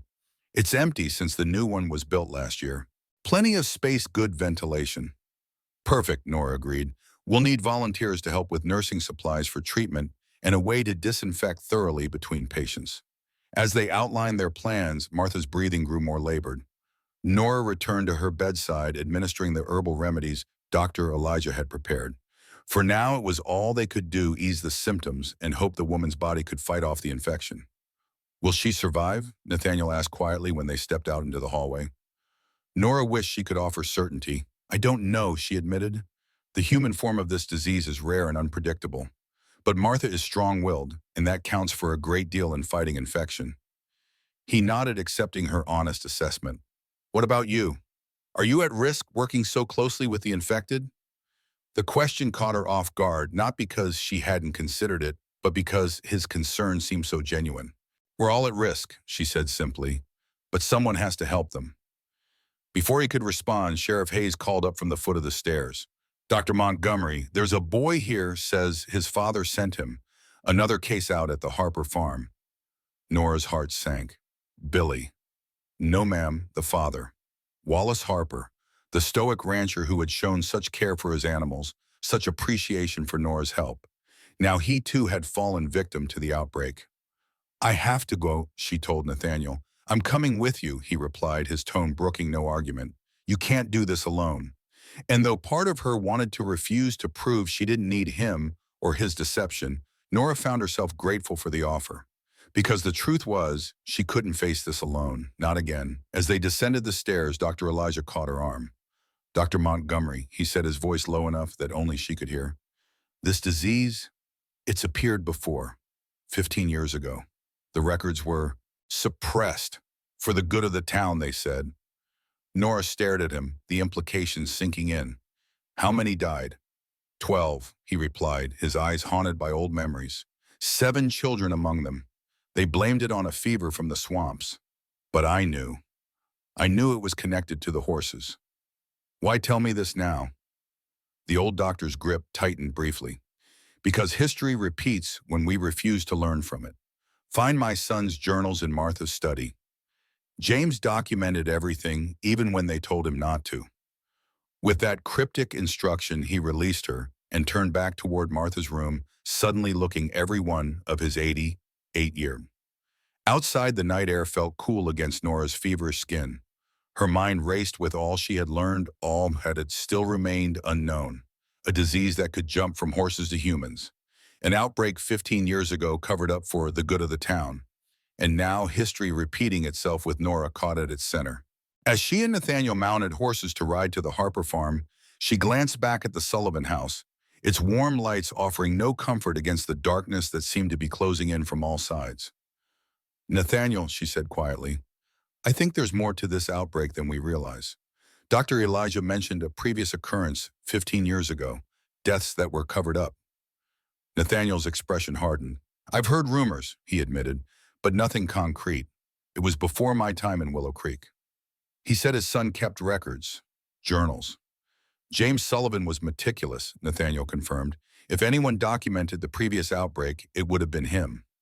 Nora made her decision. "After we check on Harper, I want to see those journals. There might be information that could help us understand what we're facing." Nathaniel nodded, and they urged their horses forward into the night toward the Harper farm and whatever awaited them there. The scene that greeted them was one of quiet desperation. Wallace Harper lay in his bed, burning with fever, while Billy sat beside him, small face tight with fear. The boy didn't speak, hadn't uttered a word since they arrived, but his eyes followed Nora's every movement as she examined his father. "How long has he been ill?" she asked the ranch hand who had summoned them. "Started feeling poorly this morning," the man replied. "By afternoon, he could barely stand. Sent the boy for help when the breathing got bad." Nora recognized the same pattern of symptoms she had seen in Martha Sullivan: the high fever, the respiratory distress, the swollen lymph nodes. The disease was progressing with frightening speed. "We need to get him to town," she decided. "To the old schoolhouse. We're setting up a treatment facility there." But even as she spoke, she noticed something odd about Billy. The boy sat unnaturally still, his small body rigid with more than just fear. And when she looked closer, she saw that his face was flushed, his eyes too bright. "Billy," she said gently, "are you feeling sick too?" He shook his head emphatically, but when Nora placed a hand against his forehead, she felt the heat of fever burning beneath his skin. "He's infected as well," she told Nathaniel quietly. "We need to take them both." The journey back to town was slow and tense. Wallace Harper drifting in and out of consciousness in the wagon Nathaniel had commandeered, Billy silent and shivering, despite the blankets wrapped around him. By the time they reached the old schoolhouse, several other patients had already been brought in: the children from the livery stables, the ranch hand from the Simmons farm, and 2 new cases: a shopkeeper who had handled harnesses from the infected horses and his young apprentice. Sheriff Hayes had worked miracles in their absence. The old schoolhouse had been transformed into a makeshift hospital with cots arranged in neat rows, volunteers bustling about with water and clean linens, and Dr. Elijah Sullivan directing treatment with the authority of his many years. 8 cases now, he told Nora as Wallace and Billy were settled onto cots, and more reports coming in by the hour. Nora surveyed the room, a sick feeling growing in her stomach. This was happening too quickly, spreading too fast. It reminded her of the Harrington stables, where one mild case had exploded into a devastating outbreak within days. But this was worse. This time it wasn't just horses at risk, it was people. Children. "Where's Martha?" she asked, not seeing the woman among the patients. Dr. Elijah's face tightened almost imperceptibly. Still at home, she was too weak to move, and I thought it best she remain where she's comfortable. Nora understood the unspoken message. Martha Sullivan's condition had deteriorated. The old doctor was preparing for the worst. Before she could offer any words of comfort, Nathaniel appeared at her side. "I found something," he said, his voice low and urgent. "In Martha's study, the journals Dr. Elijah mentioned." He held out a leather-bound book, its pages yellowed with age. Nora took it, feeling the weight of its secrets in her hands. "There are more," Nathaniel continued. "Years of records. But this one is from 15 years ago, the time of the previous outbreak." Nora opened the journal, careful of its fragile binding. The handwriting inside was neat and precise, the observations documented with scientific rigor. James Sullivan had indeed been meticulous.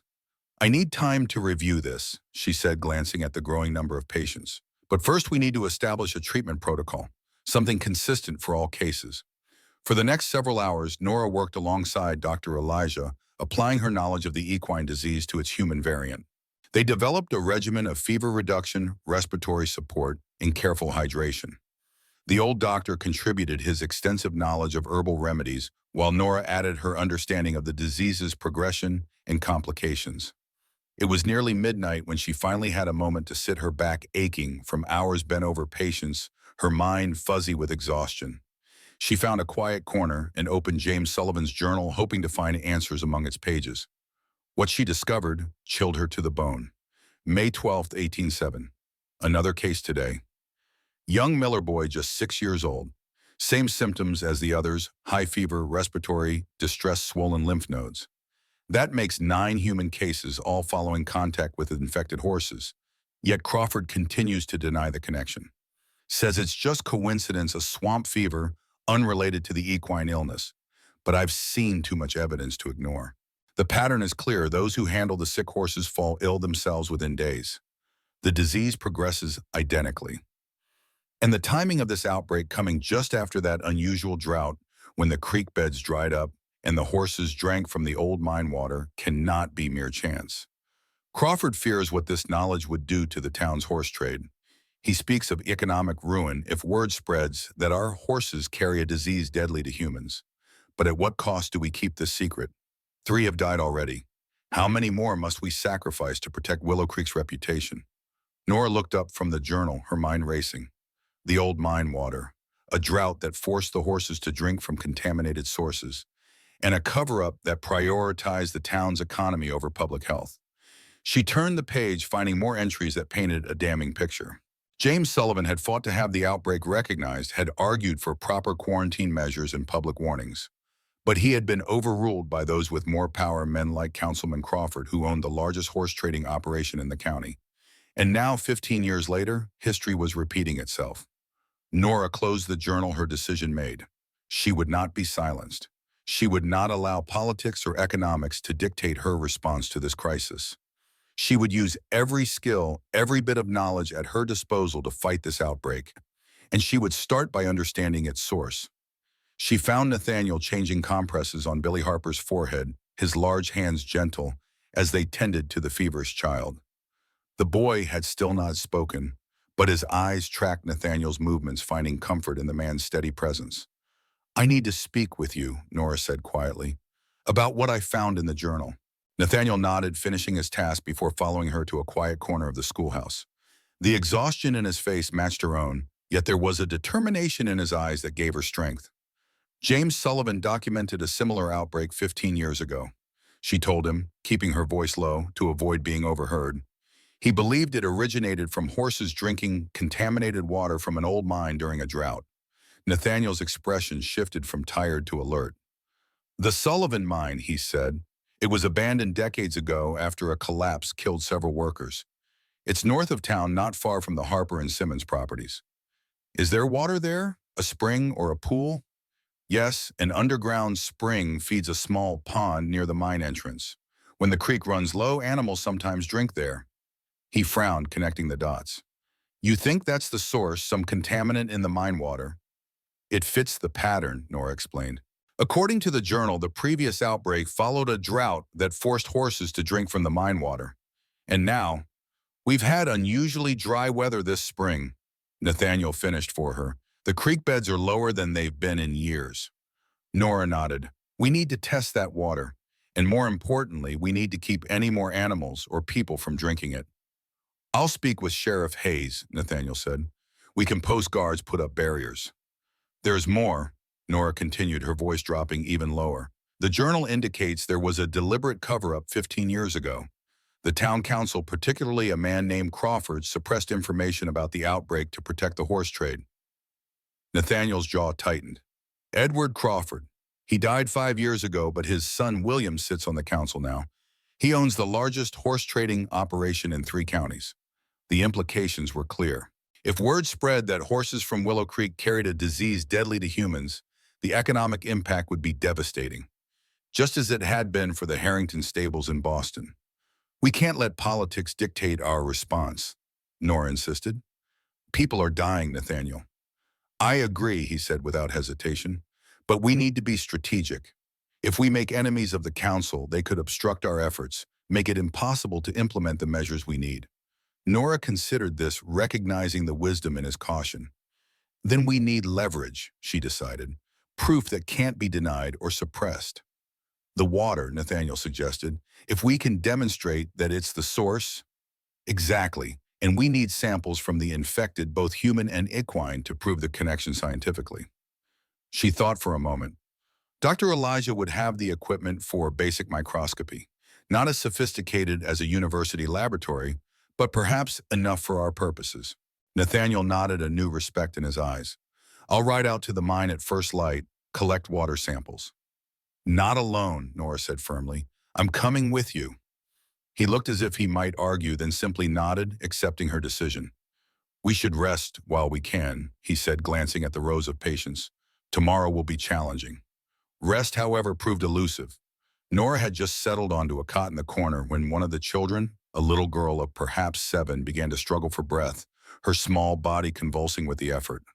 Nora rushed to her side, administering a steam treatment with eucalyptus oil to ease the child's labored breathing. For hours, she moved from patient to patient, adjusting treatments, monitoring fevers, offering comfort where medicine fell short. The night stretched endlessly, punctuated by coughing moans of discomfort and the soft reassurances of the volunteers who had stayed to help. Near dawn, she found herself beside Billy Harper's cot. The boy's fever had finally broken his small face, peaceful in sleep for the first time since they'd brought him in. His father, however, showed little improvement. His breathing still labored, his fever stubbornly high. As she adjusted Wallace Harper's compress, Nora felt a tug on her skirt. Billy was awake, his eyes clearer now, watching her with an intensity that had belied his young age. You're feeling better, she said softly. That's good. The boy nodded but didn't speak.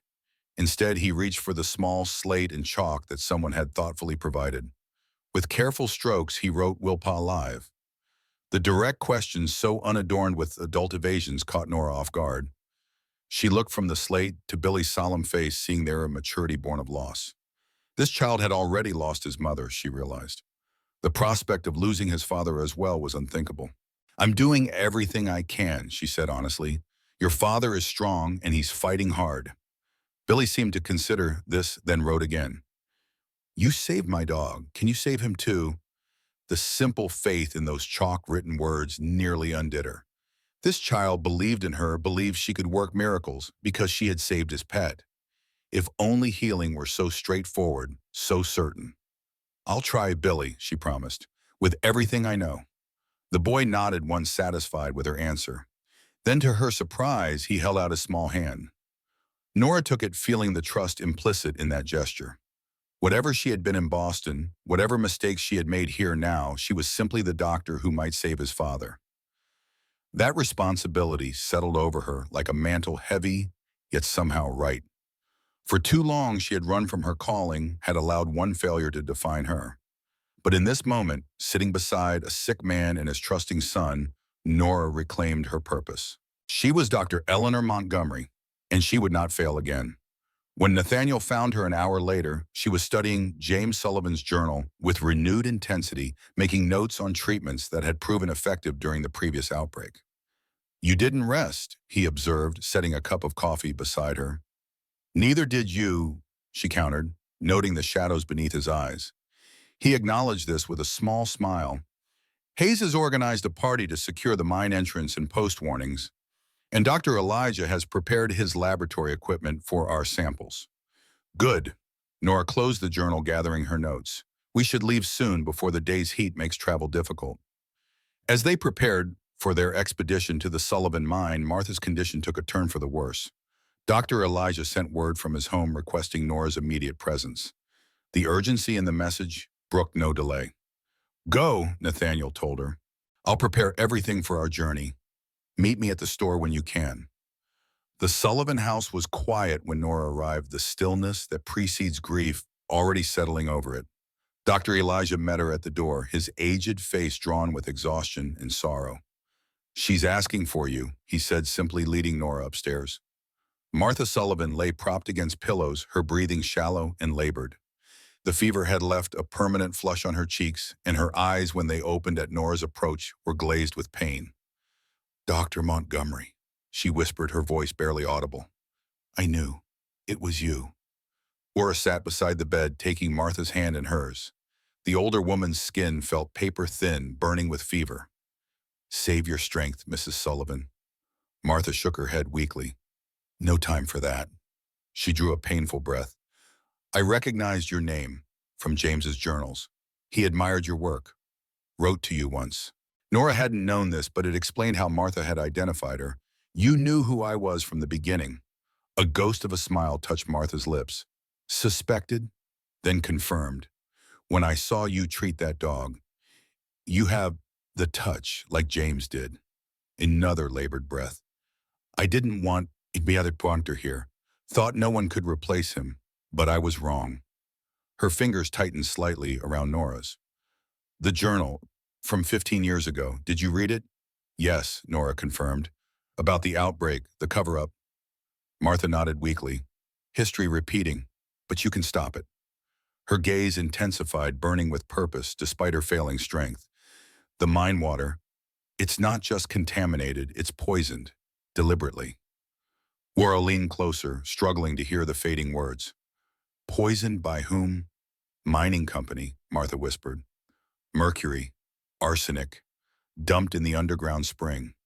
When the water level drops, concentrations rise, makes the bacteria mutate, become more virulent. The revelation stunned Nora.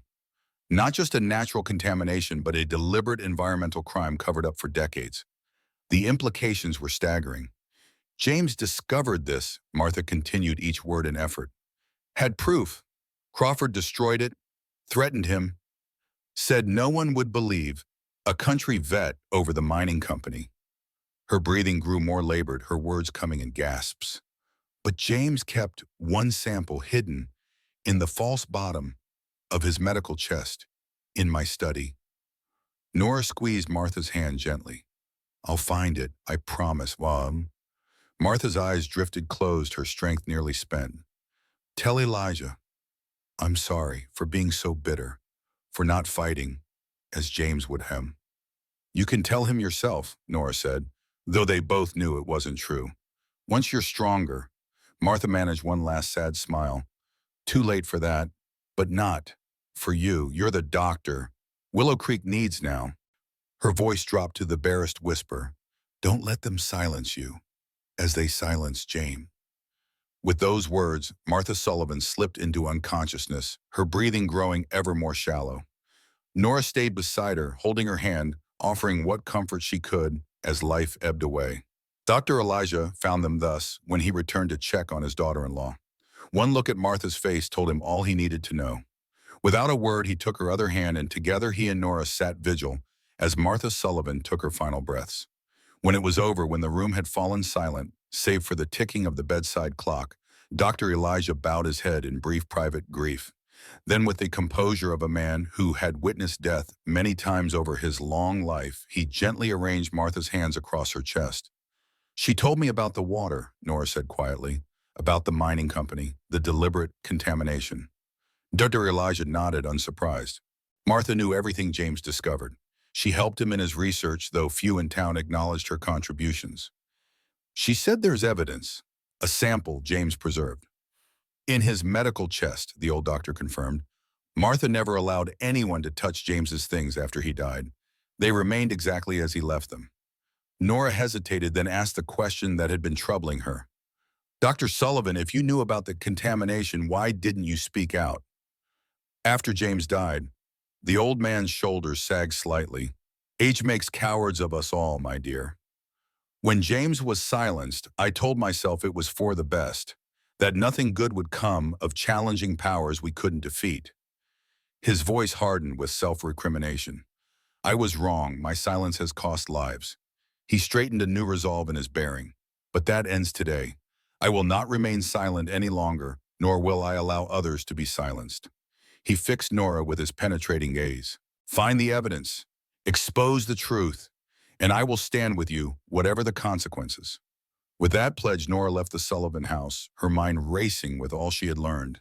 The contaminated mine water, the corporate cover-up, the brave country veterinarian who had tried to expose it all only to be silenced. She found Nathaniel waiting at the general store, horses, saddled and supplies packed for their expedition to the mine. One look at her face told him something significant had happened. Martha, he asked simply. Gone. Nora confirmed, but she revealed something important before she died. The mine water isn't just naturally contaminated.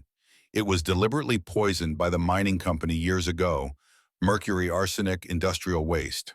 When the water level drops during droughts, the concentration rises, creating conditions for the bacteria to mutate into something more dangerous. Nathaniel absorbed this information, his expression darkening. That would explain why the outbreaks occur in cycles during dry periods. Exactly. And James Sullivan discovered this 15 years ago, gathered evidence. But Crawford and the mining interests suppressed it, destroyed his proof. Nora's voice quickened with urgency. But Martha says James kept one sample hidden in a false bottom in his medical chest. If we can find it combined with fresh samples from the mine, we might have enough evidence to force action. Nathaniel nodded, understanding the implications. We need to make 2 stops then. The Sullivan house for the preserved sample and the mine for fresh water. Yes, and we need to hurry. If word reaches the current council about what we're doing, they might try to stop us, Nathaniel finished grimly, just as they stopped James Sullivan. The weight of what they were undertaking settled over them both. This was no longer just about treating an outbreak. It was about exposing a decades-long conspiracy that had cost lives and threatened the entire community. As they mounted their horses, Nora cast one last glance at the peaceful streets of Willow Creek. The town she had come to as a refuge, as an escape from her past, had become the battleground for her redemption. Here, she would either fail again, with even more devastating consequences, or she would finally reclaim the purpose and pride that had been stolen from her in Boston. Either way, there would be no more running. The false bottom of James Sullivan's medical chest yielded its treasure, a small glass vial containing cloudy water, carefully sealed and labeled with a date 15 years past. Accompanying it was a folded paper covered in James's precise handwriting, chemical analyses, bacterial counts, observations about the water's unusual properties. He was thorough, Nora said, scanning the notes, far more so than most veterinarians of his day. This is university-level research. Dr. Elijah, who had helped them locate the hidden compartment, nodded with quiet pride. James was meant for greater things than a country practice. But Martha's health wouldn't allow for city living, so he brought his expertise here to those who needed it most. Nora carefully rewrapped the vial and notes, securing them in her medical bag. These, combined with fresh samples, should provide conclusive evidence of the contamination. Be careful at the mine, Dr. Elijah warned as they prepared to leave. The entrance has been unstable for years, and if anyone connected to the council or the old mining interest discovers what you're doing, he didn't need to complete the thought. They all understood the stakes. The ride to the Sullivan mine took them north of town across open rangelands that gradually gave way to rockier terrain. The landscape grew more rugged, less hospitable, until finally they crested a ridge and saw below them a small valley cradling a placid pond. Beyond it, the dark mouth of the mine entrance gaped like an open wound in the hillside. It doesn't look dangerous, Nora observed as they dismounted, tying their horses to a stunted oak some distance from the water. The most dangerous things rarely do, Nathaniel replied, his expression grim as he surveyed the scene. They approached the pond cautiously. In the morning light, the water appeared clear and inviting, with no visible signs of contamination. A few birds bathed at its edge, seemingly untroubled by its contents. The contaminants would be dissolved, Nora explained, removing collection vials from her bag. Invisible to the naked eye. But they're there, altering the chemistry of the water, creating conditions for the bacteria to thrive and mutate. She knelt at the pond's edge, carefully filling several vials with water from different locations. As she worked, Nathaniel kept watch, his hand never far from the revolver at his hip. "We should check the mine entrance as well," Nora said once she had secured the water samples. "The source of the contamination might still be visible inside." Nathaniel hesitated. "It's not safe, Nora. The supports could be rotted, the tunnels unstable." "We won't go far," she promised. "Just enough to see if there's evidence of dumping." Reluctantly, he agreed, and they approached the mine entrance together. The opening was partially collapsed, leaving just enough space for a person to enter if they ducked low. The air that wafted from within was cool and damp, carrying a faint metallic odor that made Nora's skin crawl. Nathaniel produced a small lantern from his pack, lighting it before leading the way into the darkness. Nora followed close behind, her skirts gathered to avoid the debris littering the tunnel floor. The main shaft extended perhaps 30 feet before a major collapse blocked further progress. But even in that short distance, Nora could see evidence supporting Martha's claims. Along the walls, strange mineral deposits glistened in the lantern light, unusual formations that suggested chemical alteration. And scattered near the back, partially buried by fallen rock, were the rusted remains of metal drums. "There," she said, pointing. "Those containers. They could have held the chemicals Martha mentioned." Nathaniel moved closer, examining the decaying drums. "You're right. And look here." He indicated a dark stain that ran from the containers toward a crack in the tunnel floor. Whatever was in them leaked out, seeped down into the groundwater. Nora shuddered, imagining the poison slowly infiltrating the underground spring that fed the pond outside, diluted enough to be invisible, yet concentrated enough to create the perfect conditions for deadly bacteria to evolve. "We have what we need," she said, suddenly eager to leave the oppressive darkness of the mine. "Let's—" The sound of approaching horses cut her off. Nathaniel extinguished the lantern, immediately plunging them into darkness, relieved only by the dim light filtering from the entrance. "Stay here," he whispered, moving carefully toward the mine opening. Nora waited, heart pounding, as Nathaniel peered cautiously outside. When he turned back to her, his expression was tight with tension. "William Crawford," he said quietly, "and two men I don't recognize. Armed."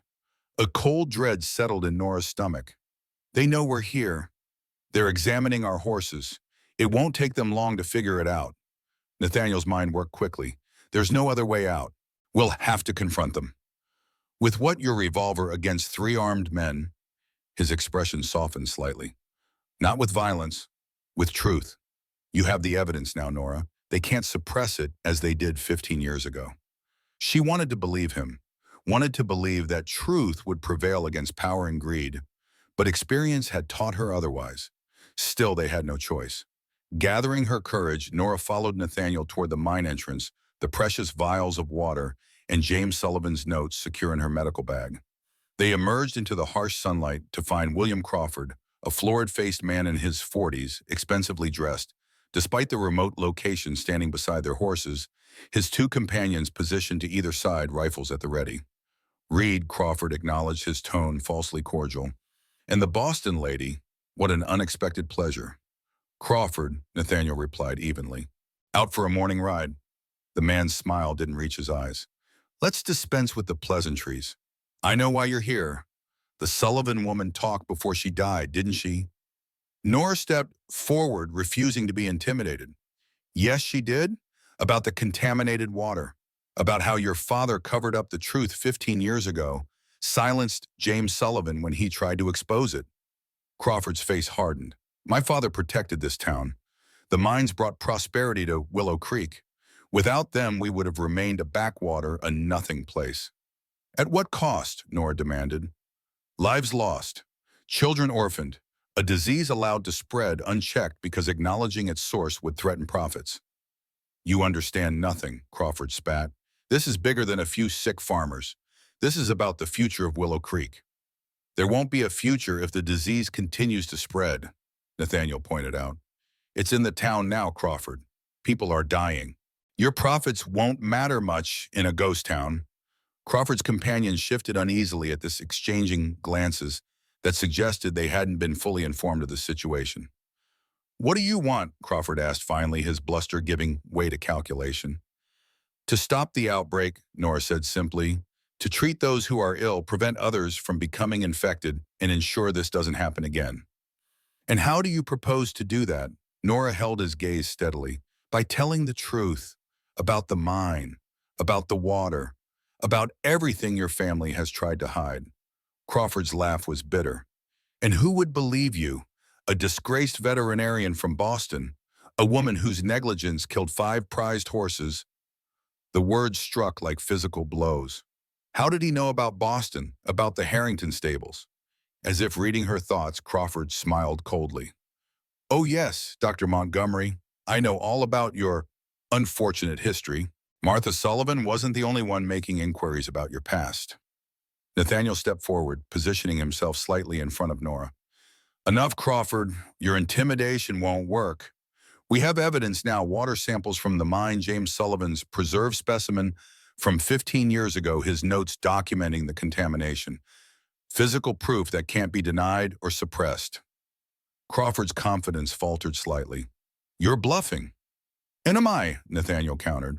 Are you willing to take that risk, to gamble your family's reputation, your position in the community, perhaps even your freedom on the hope that we're lying? A tense silence fell as Crawford weighed his options, visibly calculating the potential consequences. Finally, he seemed to reach a decision. What exactly are you proposing? He asked, his tone now wary but pragmatic. Your cooperation, Nora said firmly. Use your influence with the council to implement the measures we need to stop this outbreak. Fund the treatment facility at the old schoolhouse. Provide for those who have lost family or income due to the disease. And in return, we focus on the present crisis, not past culpability, Nathaniel said. The water samples we've collected will be used to develop treatment methods, not to assign blame for historical actions. Crawford considered this, clearly recognizing it as the best offer he was likely to receive. And the mine, sealed permanently, Nora insisted. The pond fenced off, clearly marked as dangerous. No exceptions. After a long moment, Crawford nodded. Very well. You have my cooperation for now. But this isn't over, Dr. Montgomery. Your reputation remains precarious. Remember that. With that parting threat, he signaled to his men, and they mounted their horses, riding away across the ridge. Only when they had disappeared from view did Nora release the breath she had been holding. He knew about Boston, she said quietly. About the Harrington stables. Nathaniel turned to her, concern in his eyes. Crawford has connections, business associates in the East. It's not surprising he could uncover information about you. He'll use it against me, against us. Let him try, Nathaniel said, his voice hardening. What happened in Boston wasn't your fault, Nora. And even if it were, it wouldn't negate the good you're doing here now. She wanted to believe him, wanted to believe that her past failures wouldn't overshadow her present efforts. But Crawford's words had reopened old wounds, reminded her of all she had lost, all she still stood to lose. As they mounted their horses for the ride back to town, Nora felt a renewed determination. She would not allow Crawford's threats to deter her. She would use the evidence they had gathered to fight this outbreak, to prevent more suffering, more deaths. And in doing so, perhaps she would finally lay to rest the ghosts that had driven her from Boston to this small Texas town. But first, they had a disease to understand and conquer. Dr. Elijah's laboratory, tucked into a small room at the back of his house, was modest but well-equipped. A microscope, various chemical reagents, glassware for simple analyses, all the tools of a man who had spent his life balancing medical practice with scientific inquiry. Nora worked methodically, preparing slides from each water sample and examining them under the microscope. The bacteria were clearly visible, rod-shaped organisms swimming in the cloudy fluid, more numerous and somehow different in the mine water than in normal pond samples. Look, she said, stepping aside to allow Nathaniel a view through the microscope. See how they move, how they cluster. That's not normal behavior for common bacteria. Nathaniel observed silently, his expression thoughtful. And these cause the disease. When conditions are right, Nora explained, the contamination in the water creates an environment where these particular bacteria thrive and mutate. They become more virulent, more capable of crossing from horses to humans. She moved to another microscope, this one containing a slide prepared from material taken from an infected horse's abscess. Here's what they look like in the host organism. See how they've changed, adapted. Dr. Elijah joined them, peering through the eyepiece with the keen interest of a lifelong scientist. Fascinating, he murmured, and disturbing. James documented similar mutations, but without the equipment to fully understand their implications. And together, they spent hours analyzing the samples, comparing them with James Sullivan's notes from 15 years ago, developing a more complete understanding of the disease they were fighting. By late afternoon, North had formulated a theory that explained the cyclical nature of the outbreaks and the unusual ability of the bacteria to infect both horses and humans. It's the combination of factors, she explained to Nathaniel and Dr. Elijah, as they sat around the laboratory table, cups of cold coffee forgotten before them. The heavy metal contamination from the mining waste, the specific bacteria that naturally occur in this region, and the drought conditions that concentrate everything in the water supply. Like a perfect storm, Nathaniel observed. Exactly. Under normal conditions, the bacteria are relatively harmless. But when the water level drops and the contaminants become more concentrated, they mutate, becoming more aggressive and more able to cross the species barrier. Dr. Elijah nodded, following her reasoning, and the cycle repeats whenever conditions are right. 15 years ago during that severe drought. 5 years ago when Rebecca... He trailed off, glancing apologetically at Nathaniel. When Rebecca died, Nathaniel finished quietly. Yes, it fits the pattern. That summer was unusually dry as well. A heavy silence fell as they all contemplated the implications. How many deaths could have been prevented if the truth had been acknowledged after the first outbreak? How many lives might have been saved if James Sullivan's warnings had been heeded? What matters now is stopping it, Nora said firmly, breaking the somber mood. We need to treat the current cases, prevent new infections, and ensure this doesn't happen again. Crawford has agreed to cooperate, Nathaniel reminded them. At least for now, that gives us leverage with the town council. Can he be trusted? Dr. Elijah asked skeptically. No, Nathaniel admitted. But he's a pragmatist. He knows that if the outbreak grows worse, if more people die, the truth will come out regardless. His best option is to appear cooperative, to position himself as part of the solution rather than the problem. Then we use that, Nora decided. We present our findings to the council, implement the measures we need, and keep the evidence safe as insurance against any change of heart on Crawford's part. They outlined a comprehensive plan, continued isolation and treatment of infected individuals, patrols to prevent animals from accessing the contaminated pond, public education about symptoms and prevention, and most importantly, a permanent sealing of the mine entrance and fencing of the pond area. As they finalized the details, a commotion from the front of the house drew their attention. Dr. Elijah went to investigate, returning moments later with Sheriff Hayes, whose expression conveyed urgent news. We've got trouble at the schoolhouse, Hayes said without preamble. Harper's taken a turn for the worse. And that's not all. 3 new cases just came in, all from the Crawford ranch. The significance wasn't lost on any of them. Crawford's own workers infected despite his efforts to minimize the outbreak. Does he know? Nathaniel asked. Hayes nodded grimly. His foreman brought them in himself. Said Crawford sent him, told him to get them the best care possible.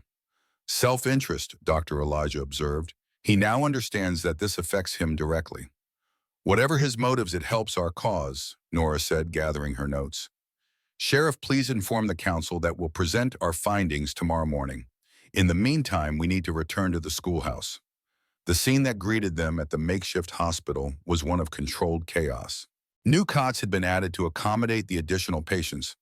Volunteers moved efficiently between them, and a small pharmacy had been set up in one corner, dispensing the herbal remedies Dr. Elijah had prescribed. But amidst this activity, one area remained unnaturally quiet. Wallace Harper lay still on his cot, his breathing shallow, and labored his skin gray beneath the fever's flush. Beside him sat Billy's small hands clutching his father's larger one, eyes fixed on the man's face with desperate intensity. Nora approached quietly, her heart sinking as she assessed Harper's condition. The disease had progressed rapidly, advancing to a stage she had seen only in the terminal cases during the Boston outbreak. "Billy," she said gently, kneeling beside the boy, "I need to examine your father now. Will you help me?" The child nodded silently, never releasing his father's hand. As Nora conducted her examination, she spoke softly to Billy, explaining what she was doing, what she was looking for. The boy absorbed every word, his gaze shifting between her face and his father's. The news wasn't good. Harper's lungs were filling with fluid, his body weakening as it fought the overwhelming infection. Without more aggressive intervention, he would not survive the night. Nora sat back on her heels, weighing her options. The treatments they had developed were helping most patients, but Harper's case was far advanced. He needed something stronger, something they hadn't yet tried. "Billy," she said finally, "I'm going to try a new medicine for your father, something that might help him breathe easier, but I need you to do something very brave for me." The boy looked at her questioningly. "I need you to let one of the volunteers take you outside for a little while. Get some fresh air, maybe something to eat. Can you do that for me?" Billy's face crumpled, his grip on his father's hand tightening. He shook his head emphatically. "Just for a short time," Nora promised. "Your father would want you to take care of yourself, and I'll stay right here with him until you return." Still the boy refused, his eyes filling with tears of frustration and fear. It was Nathaniel who finally broke the impasse. Kneeling beside Billy, he spoke in a low, gentle voice that Nora had to strain to hear. "Your father is very sick, Billy. Dr. Montgomery needs to use all her skill to help him, and she can focus better if she knows you're safe and cared for." He paused, ensuring he had the boy's attention. "I lost someone once, someone I loved very much. I would have given anything for a doctor like Nora to have been there. She's the best chance your father has." The simple sincerity in his voice seemed to reach Billy in a way Nora's reassurances couldn't. After a moment's hesitation, the boy nodded reluctantly, releasing his father's hand. "That's very brave," Nathaniel told him. "I'll take you myself and we'll be back before you know it." As they moved away, Nora caught Nathaniel's eye, silently thanking him for his intervention. The depth of emotion she saw in his gaze, the genuine empathy for Billy's fear, the lingering pain of his own loss stirred something within her. In that moment, she saw beyond the man who had deceived her, beyond the practical arrangement they had made. She saw someone who understood loss, who carried his own wounds, yet still found the strength to comfort others. But there was no time to dwell on these feelings. Wallace Harper's condition demanded her full attention. Drawing on all her knowledge, all her experience with the disease, Nora prepared a more potent combination of herbal extracts and chemical compounds, a treatment that carried risks, but offered Harper his only real chance. As she worked Dr. Mao, Elijah joined her, observing her methods with quiet approval. "You're attempting to reduce the inflammation in his lungs," he noted, while simultaneously boosting his body's ability to fight the infection. "Yes," Nora confirmed. "It's experimental, based on treatments that showed promise in the most severe equine cases, but I've never tried it on a human patient." The old doctor nodded thoughtfully. "The principle is sound, and at this stage conventional treatments offer little hope." He examined her mixture, adding a small amount of a dark tincture from his own supplies. "Willow bark extract," he explained, "stronger than what we've been using. It might help with the fever." Together they administered the treatment, positioning Harper to maximize his limited lung capacity, monitoring his pulse and respiration for any sign of improvement or deterioration. For nearly an hour there was no change. Then almost imperceptibly his breathing eased slightly, becoming less labored, more regular. "It's working," Dr. Elijah said quietly. "Not a cure, but a reprieve." "Enough time for his body to recover strength?" Nora asked, hope cautiously rising. "Perhaps, if we continue the treatment, adjust as needed." The old doctor studied her with newfound respect. "You have an exceptional mind, Dr. Montgomery, and a healer's instinct that cannot be taught."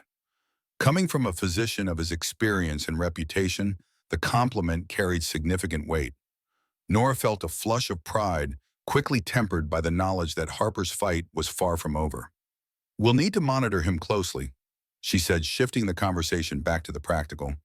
"And be prepared to adjust the treatment if his condition changes." Dr. Elijah agreed, and they established a schedule for regular checks throughout the night. As they finalized the details, Nathaniel returned with Billy, the boy looking somewhat refreshed despite the worry still evident in his eyes. "Pa," he whispered, approaching the cot cautiously. "Your father is resting more comfortably," Nora told us, making room for him beside the bed. "The new medicine is helping him breathe easier."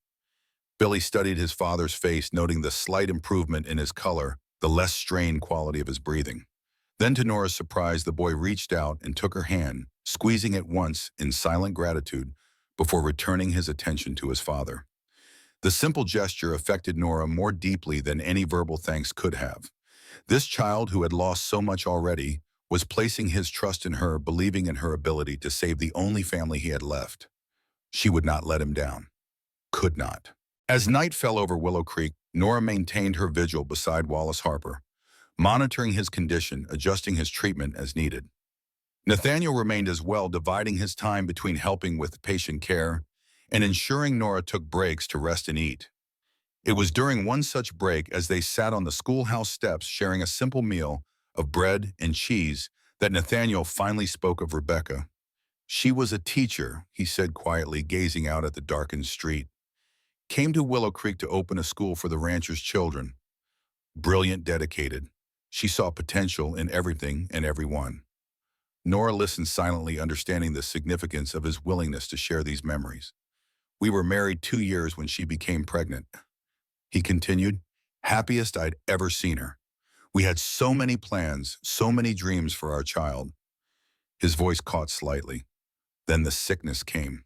She had been helping at the Wilkins farm, where several horses had fallen ill. No one made the connection at first. By the time she showed symptoms, it was too late. The pain in his voice was raw, undiminished by the passage of years. Nora found herself reaching for his hand, offering what comfort she could through that simple contact. "I'm sorry," she said softly, "for what you lost, for what everyone lost who loved her." Nathaniel's fingers tightened around hers. "After she died, I was lost, angry. I needed someone to blame. The doctors who had dismissed her illness as a common fever, the town that had covered up the previous outbreak, even myself for not seeing the danger sooner." He turned to look at her, his eyes reflecting the starlight. "Then I found your book, your research on strangles and its rare transmission to humans. For the first time I had answers, understanding. It didn't ease the grief, but it gave me purpose." "To find out more about the disease," Nora said, beginning to truly comprehend his motivations for the first time. "To prevent it from happening again." "Yes." He released her hand, running his fingers through his hair, in a gesture she now recognized as indicating deep emotion. "I didn't intend to deceive you, Nora, not at first. I simply wanted to correspond with you to learn from your expertise. But when I saw the newspaper accounts of the Harrington Stables incident, when I realized what had happened to you, you saw an opportunity," she finished for him, "a way to bring me to Willow Creek." He nodded, his expression contrite. "I convinced myself it was for the greater good, that your knowledge could save lives here, that I was offering you a fresh start away from the scandal in Boston." "And the marriage proposal?" Nora asked the question she had been avoiding since discovering his deception. Nathaniel's gaze dropped to his hands. "A practical solution to a practical problem," he admitted. "But I never intended to—" He paused, searching for the right words. "To impose expectations, to demand more than you were willing to give." The honesty in his voice was unmistakable. Whatever his initial motivations, whatever deception he had practiced, he had respected her boundaries, had given her space and time to adjust to her new life. And now, faced with the crisis they had both feared, he had stood beside her, unflinchingly supporting her efforts, sharing her risks. "I understand why you did it," Nora said finally. "I don't condone the deception, but I understand it." Relief flickered across his features. "Thank you for that understanding, and for staying despite everything." "I stayed because I was needed," she clarified, "because I couldn't walk away from people who were suffering, not again." "I know." A small smile touched his lips. "That's who you are, Nora. It's who you've always been, even when you tried to deny it." The observation was uncomfortably perceptive. For months, she had tried to leave her calling behind to become someone else. But at the first opportunity, Billy's injured dog, the Harper mare with strangles, she had returned to her true self, the healer, the doctor, the woman who could not turn away from pain. Before she could respond, A shout from inside the schoolhouse shattered the moment. "Dr. Montgomery, come quickly!" They rushed back inside to find one of the Crawford Ranch hands convulsing on his cot, his body rigid with fever, foam flecking his lips. Nora moved swiftly to his side, instructing volunteers to hold him steady while she prepared a sedative. "It's progressing faster than the others," Dr. Elijah observed, helping to administer the medicine. More aggressively. Nora had noticed the same pattern among the newest cases. The disease seemed to be evolving, becoming more virulent with each new infection. "If this trend continued, we need to implement our plan immediately," she told Nathaniel once the ranch hand had been stabilized. "The quarantine, the public education, the sealing of the mine. It can't wait until morning." He nodded grimly. "I'll speak to Hayes, get men organized for the mine closure. You and Dr. Elijah focus on the patients, on refining the treatments." As he turned to leave, Nora caught his arm. "Nathaniel," she said quietly, "be careful. Crawford may have agreed to cooperate, but if he senses a threat to his position, to his family's legacy—" "I know," he assured her. "I'll take precautions." But as she watched him go, a strange premonition settled over Nora, a sense that events were accelerating beyond their control, that forces were at work that they did not yet fully understand. The night stretched endlessly before her, filled with the sounds of suffering, the quiet determination of the volunteers, and the constant nagging fear that despite all their efforts, this outbreak might prove beyond their ability to contain. And somewhere in the back of her mind, a new worry had taken root, the realization that sometime during these intense days and nights of crisis, she had come to care deeply for Nathaniel Reed. Not as a convenient arrangement, not as a professional ally, but as a man whose strength and vulnerability, whose flaws and virtues had somehow become essential to her own sense of purpose and belonging. It was a complication she had not anticipated, a vulnerability she could ill afford. Yet as dawn approached, bringing with it new challenges and decisions, Nora found herself drawing strength from the knowledge that whatever lay ahead, she would not face it alone. For better or worse, their fates were now intertwined, bound together by shared purpose, shared danger, and the fragile beginnings of something neither had sought, but both increasingly valued. Whether they would survive to explore those beginnings remained to be seen.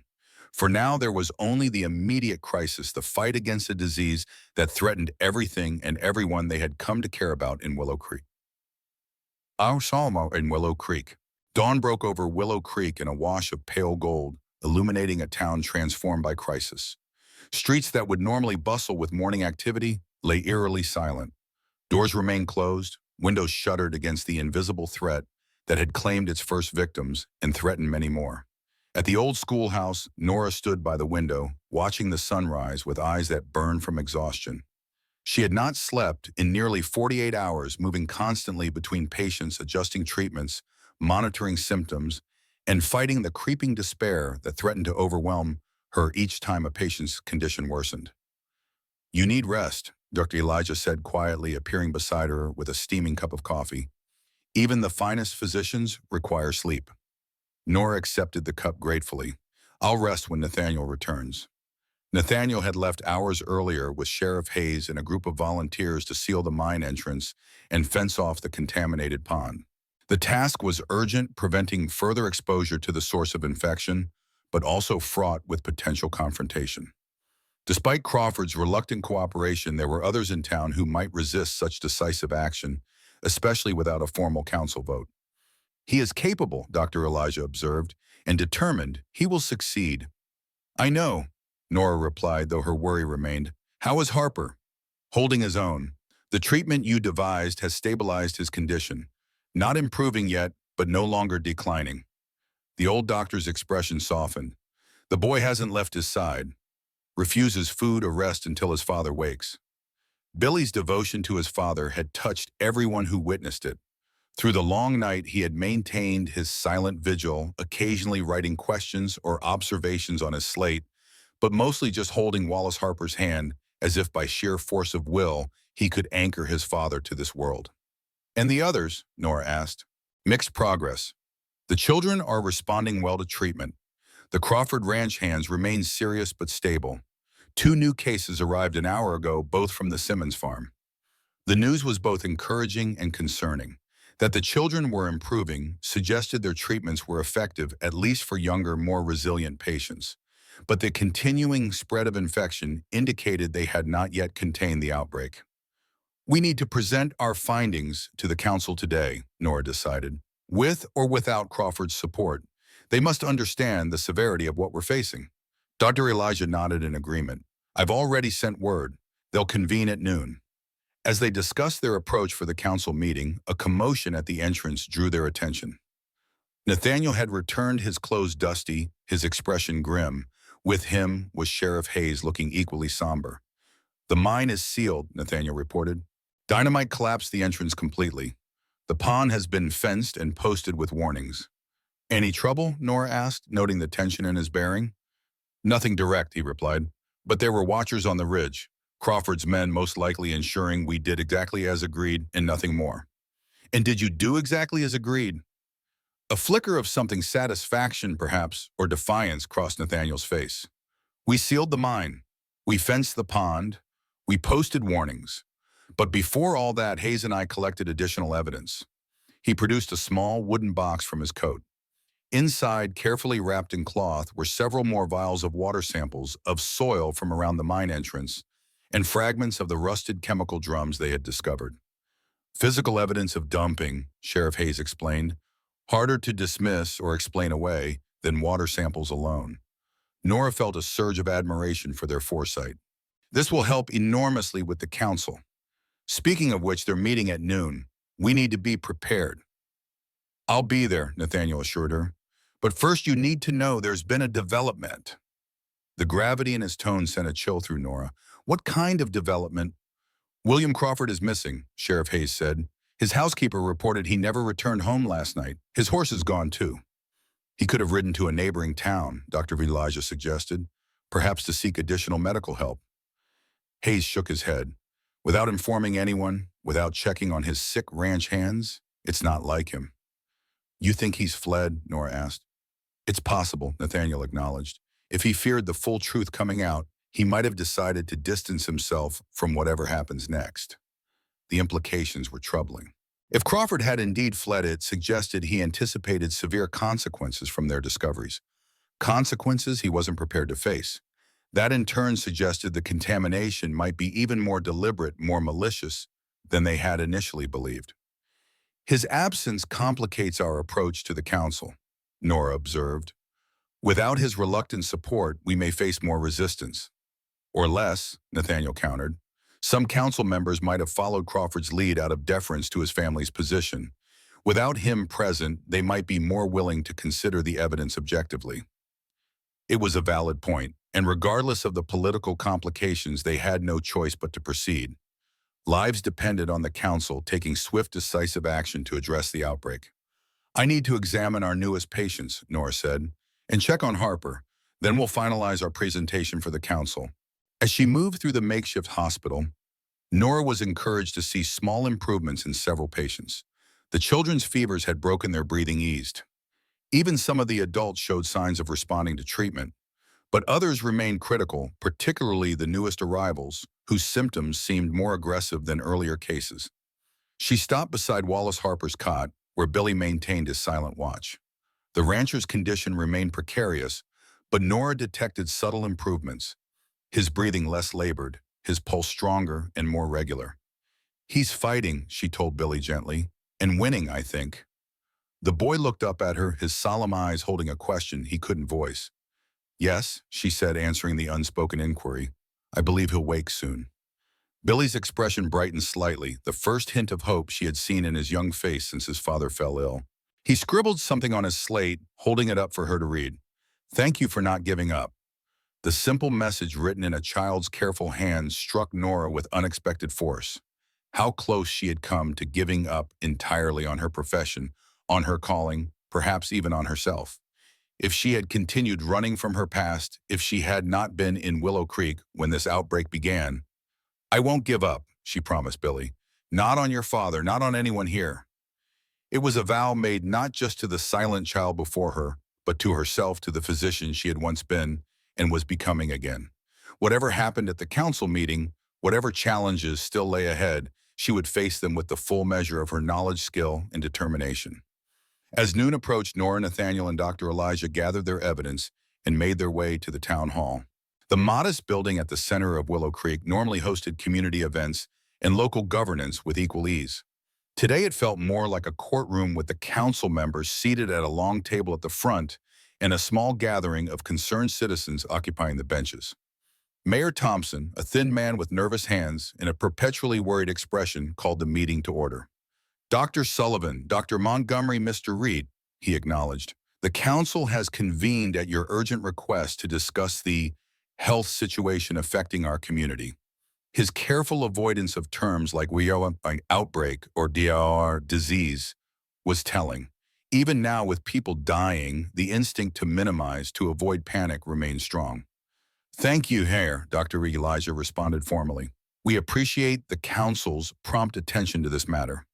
Dr. Montgomery will present our findings." Nora stepped forward, conscious of the skeptical expressions on several council members' faces. As a newcomer to Willow Creek, and a woman at that, she faced an uphill battle for credibility. But the evidence would speak for itself.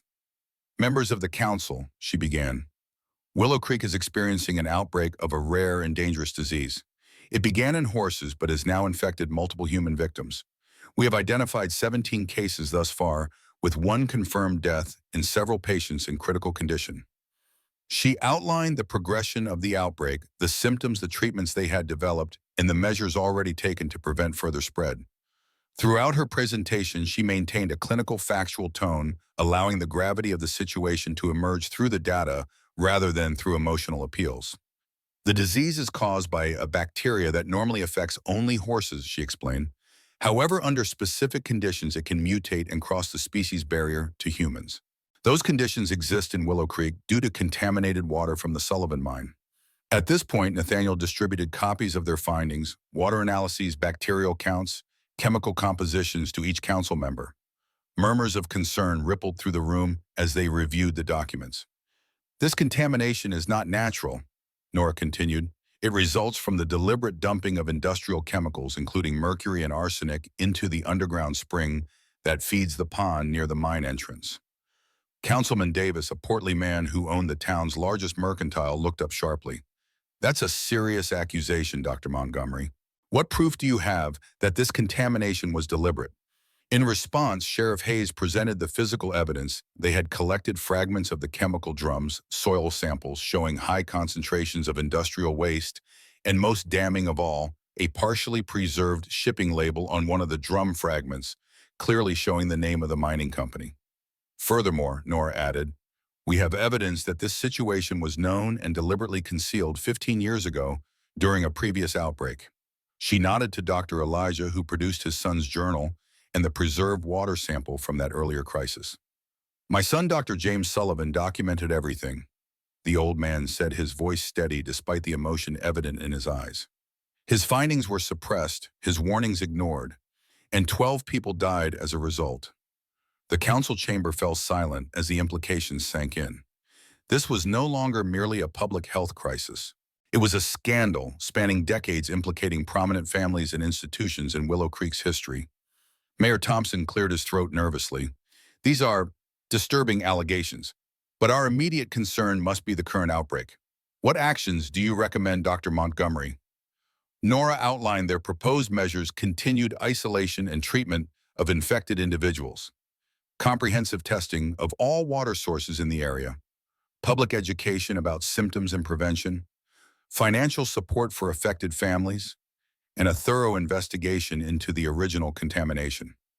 "The mine has already been sealed and the pond fenced off," she concluded. "But these are temporary measures. A permanent solution will require cleaning the contaminated groundwater and ensuring that nothing like this can happen again." Councilwoman Roberts, the only female member of the board, leaned forward. "The cost of such measures would be substantial. Who do you propose should bear it?" "Those responsible for the contamination," Nathaniel answered firmly. "The mining company that dumped the chemicals, and those who helped cover it up." His gaze swept meaningfully across the council members, some of whom had served during the previous outbreak. Several shifted uncomfortably in their seats. William Crawford's absence is noted. Mayor Thompson said, addressing the unspoken question in the room. Has anyone had contact with VM since yesterday? No one responded, confirming that Crawford's disappearance remained unexplained. After a brief deliberation, the council voted unanimously to implement the recommended health measures. The more contentious issue of investigation and financial responsibility was tabled for a future meeting once the immediate crisis had been addressed. As they left the town hall, Nora felt a mixture of relief and frustration. They had secured the support needed to fight the outbreak effectively, but the larger issues of accountability remained unresolved. It's a start, Nathaniel said, sensing her dissatisfaction. More than James Sullivan achieved 15 years ago. Because we have more evidence, Dr. Elijah observed, and because the scale of this outbreak cannot be easily hidden or denied. And because we have you, Nathaniel added, his gaze meeting Nora's with unmistakable admiration. Your expertise, your determination. They couldn't dismiss that, even if they wanted to. Before Nora could respond, a shout from down the street caught their attention. One of the volunteers from the schoolhouse was running toward them, waving frantically. Dr. Montgomery! Come quickly! It's Harper, he's awake. The news sent them hurrying back to the makeshift hospital. Inside, they found Wallace Harper, sitting up in his cot, weak but conscious, with Billy clutched tightly in his arms. The boy's face was alight with joy, tears streaming silently down his cheeks as he clung to his father. A miracle, one of the volunteers whispered as Nora approached the reunited pair. Science, she corrected gently, and a father's will to live for his son. Harper looked up as she neared, his eyes clear despite his obvious exhaustion. Dr. Montgomery, he said, voice hoarse from disuse. Billy's been telling me, writing to me about all you've done. For him, for me. I'm just glad to see you improving, Nora replied quickly, assessing his condition. His fever had broken completely, his breathing was almost normal, and the swelling in his lymph nodes had significantly reduced. Never thought I'd wake up again, Harper admitted. Felt myself slipping away. But then somewhere in the darkness I heard Billy. Not his voice, he still hasn't spoken, but his presence, calling me back. The bond between father and son was palpable, a tangible force that had perhaps done more to heal Harper than any medical treatment. Nora had seen such connections before, the power of love and will to overcome physical ailments that medicine alone could not touch. As she completed her examination confirming Harper's remarkable recovery, Nathaniel appeared at her side. The council has authorized additional resources, he reported. More volunteer supplies, whatever we need to treat the remaining patients. Good, Nora said, because I think we've finally turned a corner with this outbreak. Harper's recovery suggests our treatment protocol is effective even in severe cases. If we can implement it broadly quickly, we might prevent any further deaths, Nathaniel finished for her. The hope in his voice was cautious but real. After days of crisis, of fighting a disease that seemed to evolve faster than they could respond, they had finally found a path forward. Not victory, not yet, but a realistic chance to contain the outbreak before it claimed more lives. As word of Harper's recovery spread through the schoolhouse, a subtle shift occurred in the atmosphere. Volunteers moved with renewed energy, patients seemed to breathe easier, and even Dr. Elijah's perpetually serious expression softened slightly. Hope, Nora realized, could be as powerful a medicine as any tincture or poultice. But as she continued her rounds checking on the other patients, a new concern began to form in her mind. One that had nothing to do with the disease itself, but rather with what would follow once the immediate crisis had passed. Boston, her reputation, her future. The events in Willow Creek had forced her to reclaim her identity as a physician, to acknowledge her calling rather than run from it. But what then? Would she return to Boston, fight to clear her name? Would she remain in Willow Creek, perhaps establishing a practice here? And what of Nathaniel and the complicated, evolving relationship between them? These questions hovered at the edges of her consciousness, demanding attention she could not yet spare. For now, there were patients to treat, an outbreak to contain, and a community to heal. The future would have to wait. Little did she know that events were already in motion that would force these questions to the forefront sooner than she anticipated.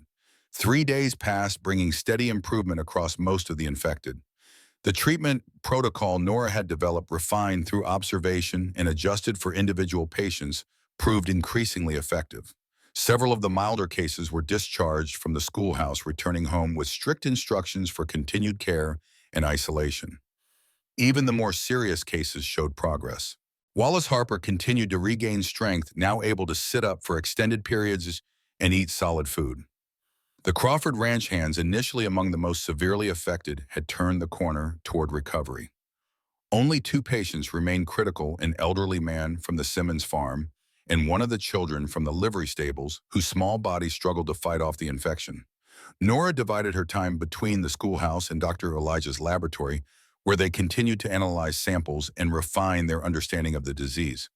The work was exhausting but deeply satisfying, a return to the scientific rigor and medical purpose that had once defined her life. On the morning of the fourth day, as she bent over the microscope examining a new slide, Nathaniel entered the laboratory with news. "William Crawford has returned," he announced without preamble. "Rode in an hour ago with two men lawyers by the look of them from Austin." Nora straightened, stretching her stiff back.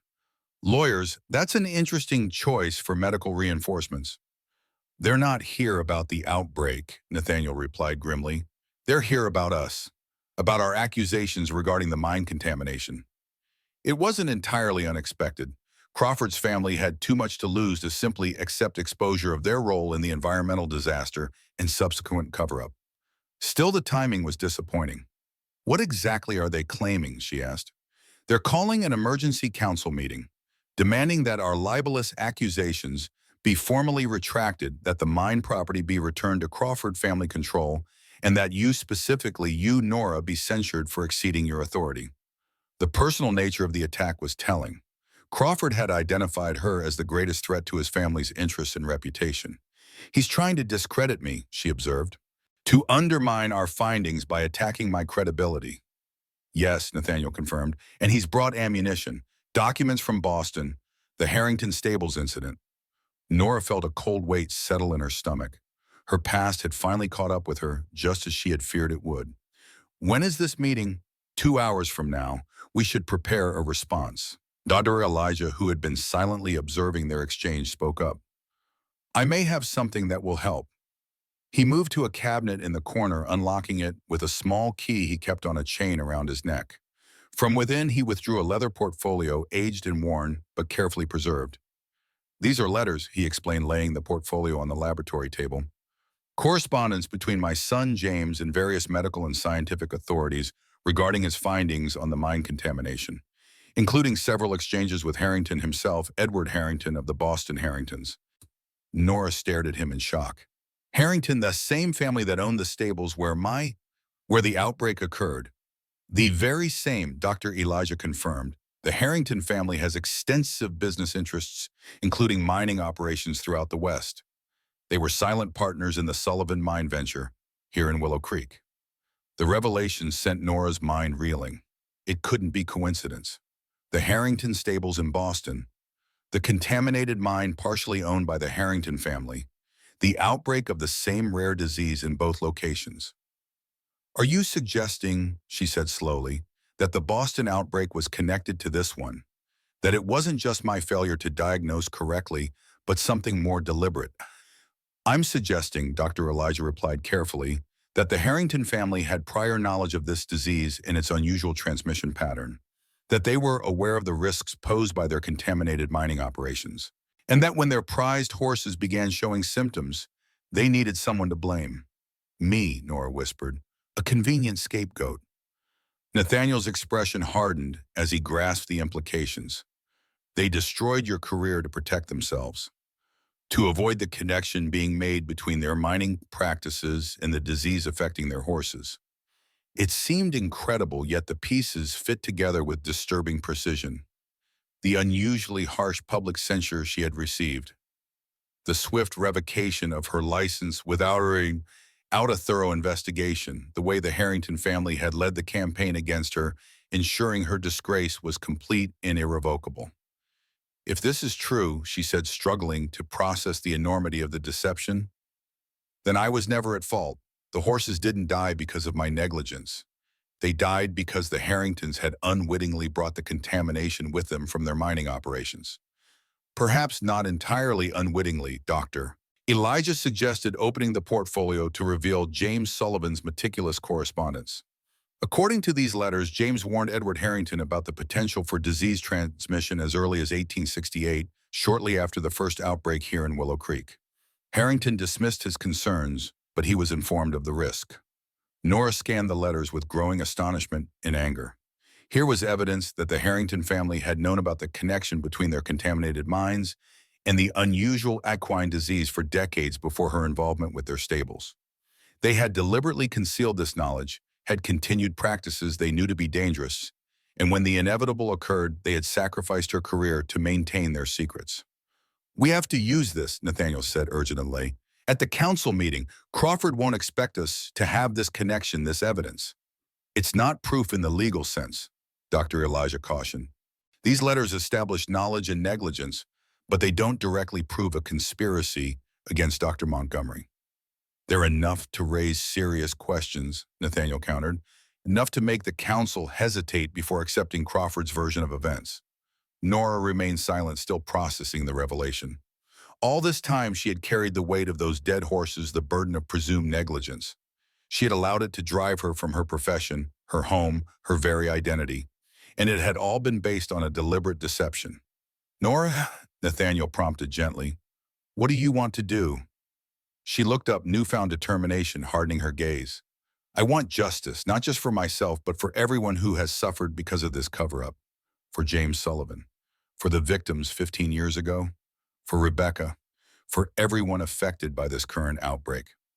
Her decision made Nora spent the next hour reviewing James Sullivan's correspondence, extracting the most relevant passages and organizing them into a coherent narrative. Meanwhile, Nathaniel and Dr. Elijah gathered their scientific evidence, water analyses, bacterial studies, treatment records to present alongside the historical documentation.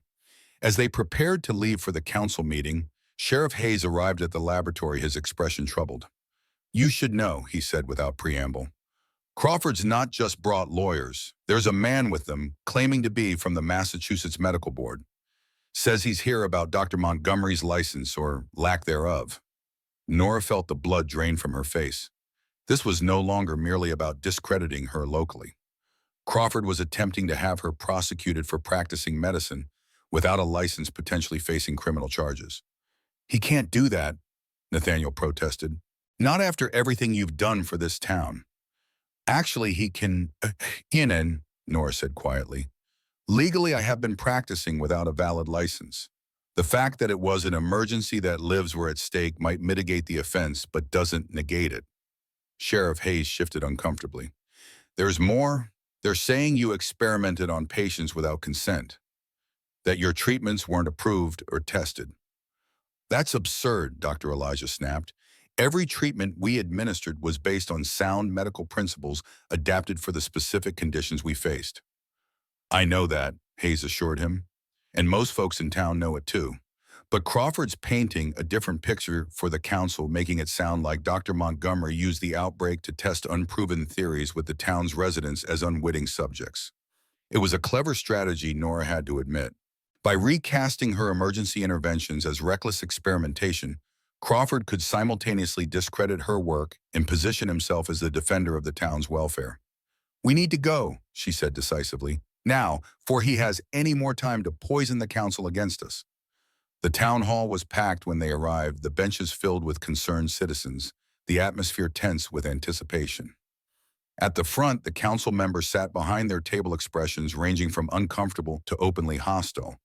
Beside them at a smaller table sat William Crawford, flanked by his lawyers and a severe-looking man whom Nora assumed was the representative from the medical board. Mayor Thompson called the meeting to order, his discomfort evident in his jerky movements and avoidance of direct eye contact. "This emergency session has been convened at the request of Mr. William Crawford, who wishes to address certain allegations made at our previous meeting." Crawford rose, the picture of righteous indignation in his expensive suit and carefully arranged expression of concern. "Thank you, Mayor, members of the council, citizens of Willow Creek. I stand before you today, deeply troubled by recent events in our community." He spoke with practiced eloquence about the outbreak, expressing appropriate regret for those affected while skillfully redirecting blame away from any connection to his family's mining interest. The contamination, he suggested, was likely natural in origin, perhaps exacerbated by the unusual drought conditions, but certainly not the result of deliberate dumping. As for the more serious accusations, he continued, his voice hardening, that my family somehow conspired to conceal information about previous outbreaks. These are not merely false, but malicious part of a calculated attempt to exploit our town's tragedy for personal gain and advancement. His gaze fixed on Nora, cold and calculating. Dr. Montgomery, if indeed she still merits that title, arrived in Willow Creek under false pretenses, concealing her disgrace in Boston and the revocation of her medical license. When the outbreak occurred, she seized the opportunity to experiment with unproven treatments on vulnerable patients, all while manufacturing evidence to support her theories about the mind's connection to the disease. Murmurs rippled through the crowd. Some expressions showed doubt or confusion, others anger, though whether directed at Crawford or Nora remained unclear. I have here, Crawford continued, holding up a sheaf of documents, official records from the Massachusetts Medical Board detailing Dersoin and Dr. Montgomery's negligence in the deaths of 5 valuable horses and the subsequent revocation of her license. And beside me sits Dr. Arthur Pembroke, a representative of that same board who can attest to the serious nature of her violations. The severe man beside Crawford nodded gravely, adding his silent authority to the accusations. In light of these facts, Crawford concluded, I respectfully request that the council rescind its previous endorsement of Dr. Montgomery's recommendations, return control of the mine property to its rightful owners, my family, and consider what legal actions may be appropriate regarding her unauthorized practice of medicine in our community. He sat down to a mixture of applause and uncertain murmuring. Mayor Thompson, looking distinctly uncomfortable, turned to Nora. Dr. Montgomery, do you wish to respond to these allegations? Nora rose slowly, keenly aware of the scrutiny focused upon her. The faces around the room reflected a spectrum of emotions, suspicion, confusion, disappointment, and from a few like Billy Harper and his recovering father, unwavering support. What Mr. Crawford has presented, she began carefully, contains elements of truth interwoven with significant distortions and omissions. Yes, my license was revoked following an incident at the Harrington Stables in Boston. Yes, I came to Willow Creek seeking a fresh start, a place where I might escape the shadow of that disgrace. She paused, meeting Crawford's smug gaze directly. What Mr. Crawford has conveniently failed to mention is the identity of the stable owners in question. The Harrington family, the same Harringtons who were silent partners in the Sullivan mine operation here in Willow Creek. A ripple of surprise passed through the council members. Crawford's expression flickered briefly before he reassumed his mask of righteous concern. This is not mere coincidence, Nora continued, gaining confidence as she spoke. Dr. Elijah Sullivan has preserved correspondence between his son James and Edward Harrington dating back to 1868, following the first outbreak in Willow Creek. In these letters, Dr. Sullivan explicitly warns Harrington about the connection between the contaminated mine water and the unusual equine disease it fostered. Dr. Elijah stepped forward, presenting copies of the correspondence to the council members. My son was silenced, the old doctor said, his voice carrying clearly despite his age. Threatened and discredited when he tried to expose the truth, just as attempts are being made to silence Dr. Montgomery now. Nora reclaimed the narrative, her voice strengthening with conviction. The Harrington family knew of the risk. They knew their mining practices had created conditions for this disease to develop. And when their prized horses began dying in Boston, they needed a scapegoat, someone to blame other than themselves. I was that scapegoat. She gestured to the scientific evidence they had prepared. The analysis is irrefutable. The same bacteria, the same contamination pattern, the same disease progression in both locations. The Harrington Stables outbreak and the Willow Creek outbreaks are connected by more than coincidence. They are connected by deliberate negligence and subsequent cover-up. Crawford rose abruptly. This is preposterous. You can't possibly expect the council to believe these wild theories, these desperate attempts to shift blame for your own documented incompetence. They're not theories, Nathaniel interjected, stepping forward with the physical evidence they had collected from the mine. They're facts, the chemical drums with the company markings, the soil samples showing industrial waste, the water analyses proving contamination far beyond natural levels. Sheriff Hayes added his voice to their defense. I witnessed the collection of this evidence myself, supervised it. It's genuine and it tells a damning story about what happened at that mine. A tense silence fell over the town hall as the council members examined the evidence before them. Mayor Thompson, clearly struggling with the weight of the decision facing them, turned to Dr. Pembroke. Sir, as a representative of the medical board, what is your assessment of Dr. Montgomery's conduct during this outbreak? Dr. Pembroke cleared his throat, unexpectedly hesitant. I was sent here, he said carefully, to investigate reports of unauthorized medical practice. However, having reviewed the case records provided by Dr. Sullivan and interviewed several patients, I must acknowledge that Dr. Montgomery's interventions appear to have been both necessary and effective under the emergency circumstances. Crawford stared at him in barely concealed outrage. This was clearly not the testimony he had expected or arranged for. Furthermore, Dr. Pembroke continued, seeming to gain resolve as he spoke. The evidence suggesting a connection between the Harrington Stables incident and the contamination issues here is compelling. It raises serious questions about the original proceedings against Dr. Montgomery that I will be obligated to report to the full medical board. It was a stunning reversal, one that Nora had not dared to hope for. The official representative of the very body that had revoked her license was now publicly questioning the basis for that revocation. Before Crawford could object or attempt to regain control of the narrative, Wallace Harper rose from his seat near the back of the hall. Though still weak from his illness, he stood straight, his voice carrying clearly. I was dying, he said simply. Me and others in this room, the regular doctors had no answers, no help to offer. Dr. Montgomery saved us, saved my boy from becoming an orphan. He turned to face Crawford directly. And you want to punish her for that, to protect your family's name and fortune? One by one, others stood, patients who had recovered, family members of those still being treated, volunteers who had witnessed Nora's tireless work at the schoolhouse. Their testimonials, unplanned and heartfelt, created a wave of support that even Crawford's practiced rhetoric couldn't withstand. Finally, Billy Harper himself walked slowly to the front of the hall. The boy, still silent since his mother's death, carried his slate upon which he had written a simple message in large, careful letters. Dr. Montgomery saved my father. She is a hero. Heroes tell the truth. The simplicity and moral clarity of the child's statement seemed to cut through the legal complexities and political maneuvering. Mayor Thompson, after conferring briefly with the other council members, made his decision. The council reaffirms its support for Dr. Montgomery's containment and treatment protocols, he announced. Furthermore, we authorize a full investigation into the Sullivan mine contamination, with all findings to be made public. Crawford's protests were drowned out by the approving response from the crowd. As the meeting formally adjourned, Nora found herself surrounded by well-wishers and supporters, their gratitude overwhelming after the tension of the confrontation. When she finally made her way outside, she found Nathaniel waiting on the town hall steps, a quiet smile lighting his features. That was unexpected, she said, still processing the dramatic turn of events. Was it? He replied. You underestimate the impact you've had on this town, Nora, on these people. Before she could respond, Dr. Pembroke approached them, his official demeanor somewhat softened. Dr. Montgomery, he said formally, I must return to Boston tomorrow. I would appreciate the opportunity to review your complete findings on this unusual disease transmission. The medical board will be very interested in your research.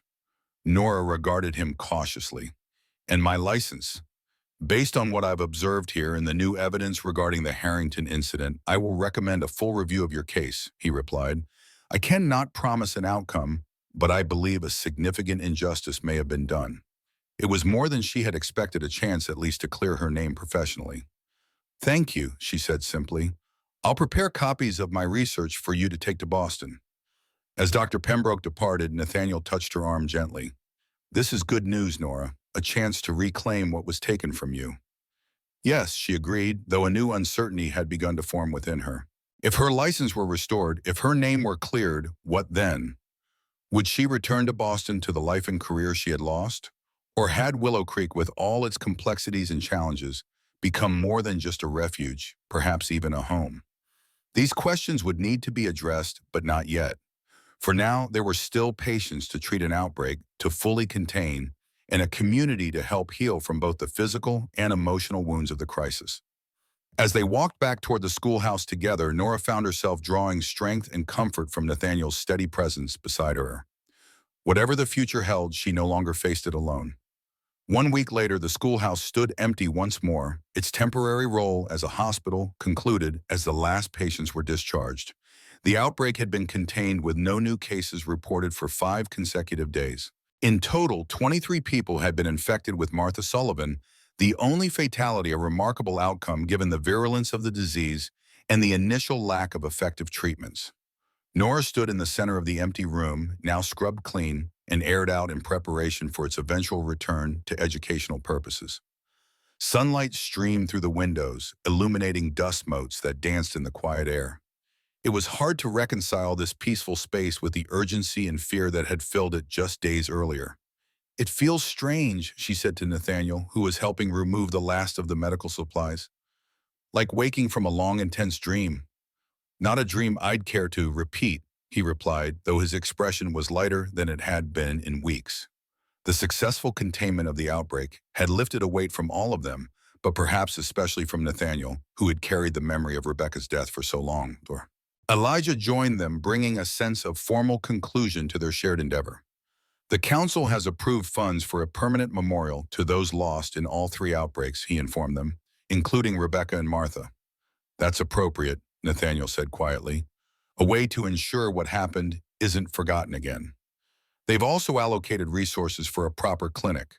The old doctor continued, a hint of satisfaction in his voice. "With equipment and supplies for both human and veterinary medicine. They're hoping, Dr. Montgomery, that you might consider staying in Willow Creek to oversee it." The offer wasn't entirely unexpected. Several council members had approached Nora individually since the dramatic meeting, expressing hope that she would remain in their community. What surprised her was the official nature of the proposition: a funded position, a purpose-built facility.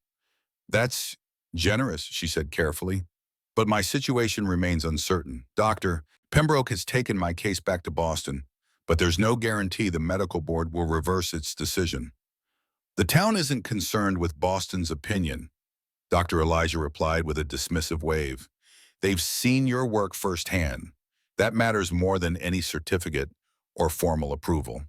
It was a tempting prospect, a fresh start, but one that acknowledged rather than buried her past. A chance to practice medicine again, to use her skills and knowledge where they were genuinely valued. But there was another factor complicating her decision, one that had nothing to do with professional considerations and everything to do with the man standing beside her. "I'll need time to consider it," she told Dr. Elijah. "There are various factors to weigh." The old doctor's perceptive gaze shifted between her and Nathaniel, a knowing gleam in his eye. "Of course," he said simply. "There's no rush. The clinic won't be ready for several months at least." After he had gone, Nora and Nathaniel walked back to the general store in companionable silence. The town was returning to its normal rhythms, children playing in the streets, shopkeepers attending to customers, farmers and ranchers going about their business. But something had changed.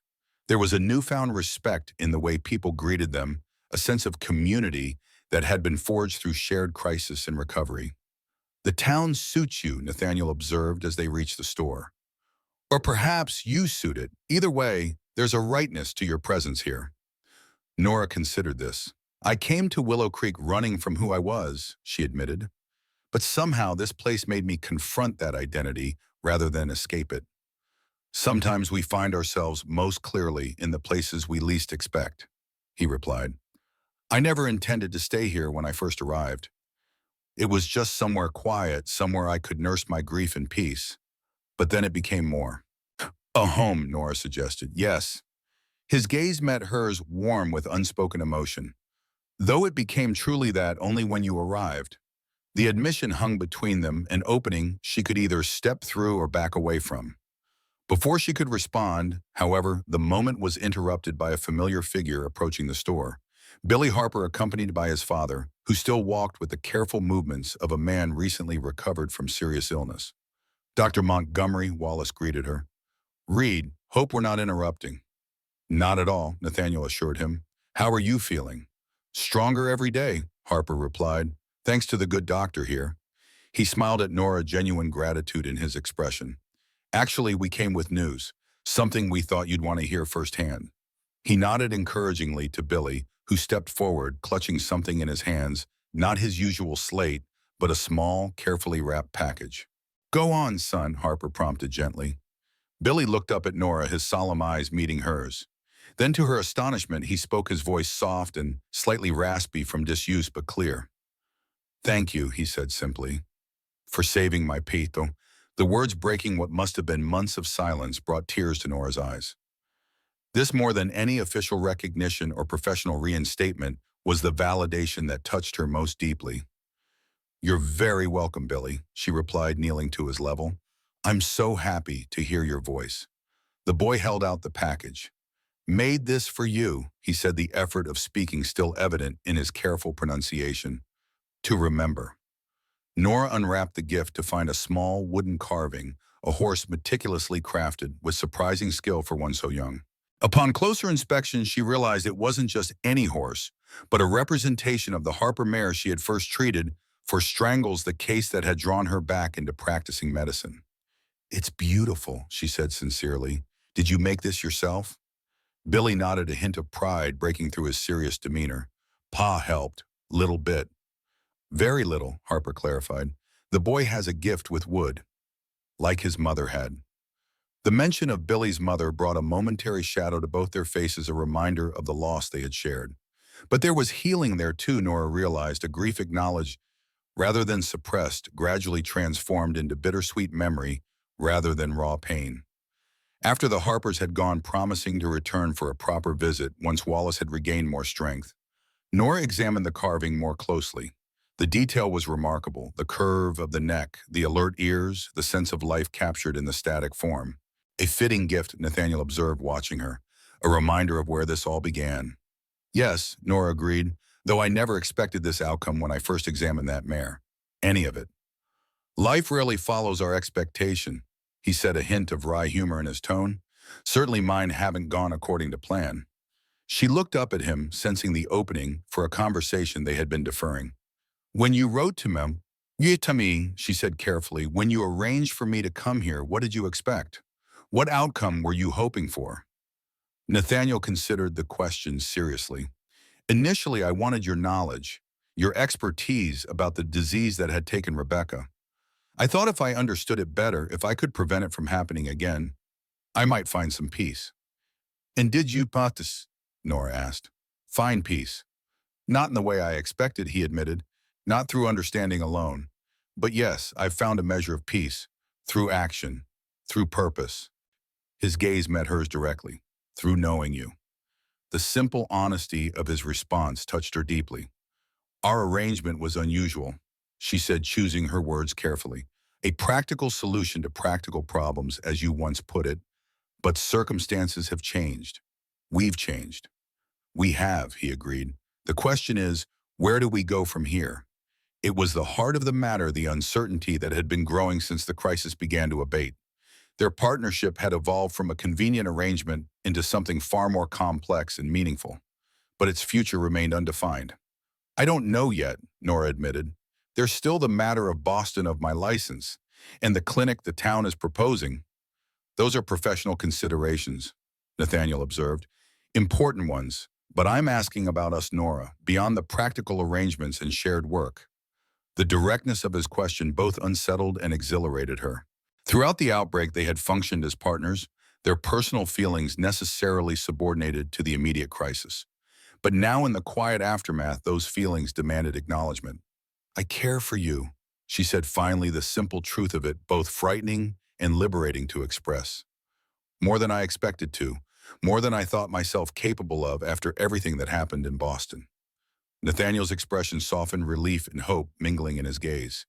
And I care for you, not as a solution to a problem, not as a doctor or a colleague, but as Nora, the woman who has brought light back into my life when I thought that light was extinguished forever. He took her hand gently, his touch warm and reassuring. I'm not asking for immediate answers or commitments, only that we acknowledge what exists between us and give it the chance to grow naturally without the constraints of our original arrangement. It was a reasonable request, free from pressure or expectation. And yet Nora found herself wanting to offer more than just acknowledgement. The crisis had taught her the value of embracing truth rather than running from it. And the truth was her feelings for Nathaniel had become an essential part of her new identity, her sense of belonging in Willow Creek. "I'd like that," she said, squeezing his hand in return, "to see where this leads, together." The smile that illuminated his features was worth any uncertainty the future might hold. Their moment of connection was interrupted by the arrival of a telegraph messenger, a young boy from the train station, breathless from running. "De Montgomery," he called, waving the yellow paper. "Urgent wire for you, from Boston." Nora accepted the telegram with a mixture of curiosity and apprehension. What news from Boston could be so urgent had Dr. Dar? Pembroke already presented her case to the medical board. Had some new development occurred in the Harrington matter? She unfolded the paper, Nathaniel watching her face anxiously as she read. Dr. Eleanor Montgomery. Stop medical board convened emergency session. Stop license fully reinstated with formal apology. Stop Harrington family. Under investigation. Stop return to Boston requested soonest to testify. Stop. Dr. A. Pembroke. The words blurred before her eyes, their import almost too overwhelming to absorb. Her license reinstated. Her name cleared. The Harringtons, the powerful, untouchable Harringtons, under investigation. "Nora," Nathaniel prompted gently. "What is it?" Wordlessly, she handed him the telegram, watching as he read it, his expression shifting from concern to astonishment to genuine joy. "This is wonderful news," he said warmly. "Everything you deserve. Recognition of the truth at last." "Yes," Nora agreed, though a new anxiety had already begun to form within her. "But they want me to return to Boston. To testify." The implications hung unspoken between them. A return to Boston, a return to her former life, her former world, a separation from Willow Creek and from Nathaniel. "You should go," he said after a moment, his voice steady despite the concern in his eyes. "This is your chance to fully clear your name, to see justice done." "I know," she acknowledged, "but Boston isn't my home anymore. Hasn't been since the day I left." "Home isn't always a place," Nathaniel said softly. "Sometimes it's a purpose, a calling, people who value and need you." It was true and yet incomplete. For Nora had come to realize that home was also connection, the kind of understanding and support she had found with Nathaniel, with Dr. Elijah, with the people of Willow Creek who had accepted her at her worst and celebrated her at her best. "I need to think," she said finally, "to consider what this means. For my future. For us." Nathaniel nodded, respecting her need for space. "Of course, take all the time you need." But time, it seemed, was a luxury they would not be granted. For later that same day, as Nora sat in Dr. Elijah's study discussing the implications of the medical board's decision, another messenger arrived, this one bearing news of a different sort. Dr. Montgomery, the young ranch hand called, bursting into the study without ceremony. "You are needed at the Harper farm. It's Billy, he's taken ill suddenly. High fever, struggling to breathe. Mr. Harper says it looks like the same sickness that nearly took him." Nora's blood ran cold. The outbreak they thought contained was still active, and it had struck Billy, Harper, the child who had just regained his voice, who had survived so much already. "I'll come immediately," she said, already gathering her medical bag. "Have you informed Sheriff Hayes, the council?" "Yes, ma'am," the ranch hand confirmed. "Sheriff's organizing quarantine measures again. Mayor's calling an emergency meeting." As Nora hurried to the Harper farm, accompanied by Dr. Elijah and Nathaniel, her mind raced with implications. Had they missed something? Was there another source of contamination beyond the mine pond? Or was this a new strain of the disease, one that had evolved to spread more easily from person to person? The scene at the Harper farm was grimly familiar. Wallace Harper pacing anxiously, his face drawn with fear. Volunteers setting up a quarantine perimeter. And in the center of it all, Billy, small and vulnerable on his bed, burning with fever and fighting for each breath. "It came on suddenly," Harper explained as Nora examined his son. "He was fine this morning, playing outside. Then by midday the fever started. And now," his voice broke, unable to continue. Nora's examination confirmed her worst fears. Billy exhibited all the symptoms of the disease they had been fighting: the same swollen lymph nodes, the same respiratory distress, the same raging fever. But how had he contracted it now days after the outbreak had seemingly been contained? Has he been near the mine pond, she asked Harper urgently, or in contact with any sick animals? No, Harper insisted. I've kept him close to the farm. No animals have shown symptoms. And we've been boiling all our water just as you instructed. It was puzzling, alarming, and potentially devastating for their belief that they had successfully contained the outbreak. If Billy had contracted the disease without direct exposure to the known sources, it suggested either human-to-human transmission had become more efficient or there was another source they had overlooked. As she began treatment implementing the protocol that had proven effective with the earlier cases, Nora's mind continued to work on the puzzle. Something didn't fit. Some piece of information was missing. Mr. Harper, she said suddenly, a new thought occurring to her. When did Billy start speaking again? Exactly, Dora. Harper looked surprised by the question. Yesterday, he said, right before we came to see you. He'd been silent since his mother died last year. And where was he just before he spoke? What was he doing? Harper frowned, trying to recall. He was in the old storage shed behind the house. Said he wanted to finish your carving in private. Been spending a lot of time there lately. Nora exchanged a significant glance with Nathaniel. We need to see that shed, she said, immediately. The small wooden structure behind the Harper farmhouse was weathered and neglected, clearly used more for storage than any regular purpose.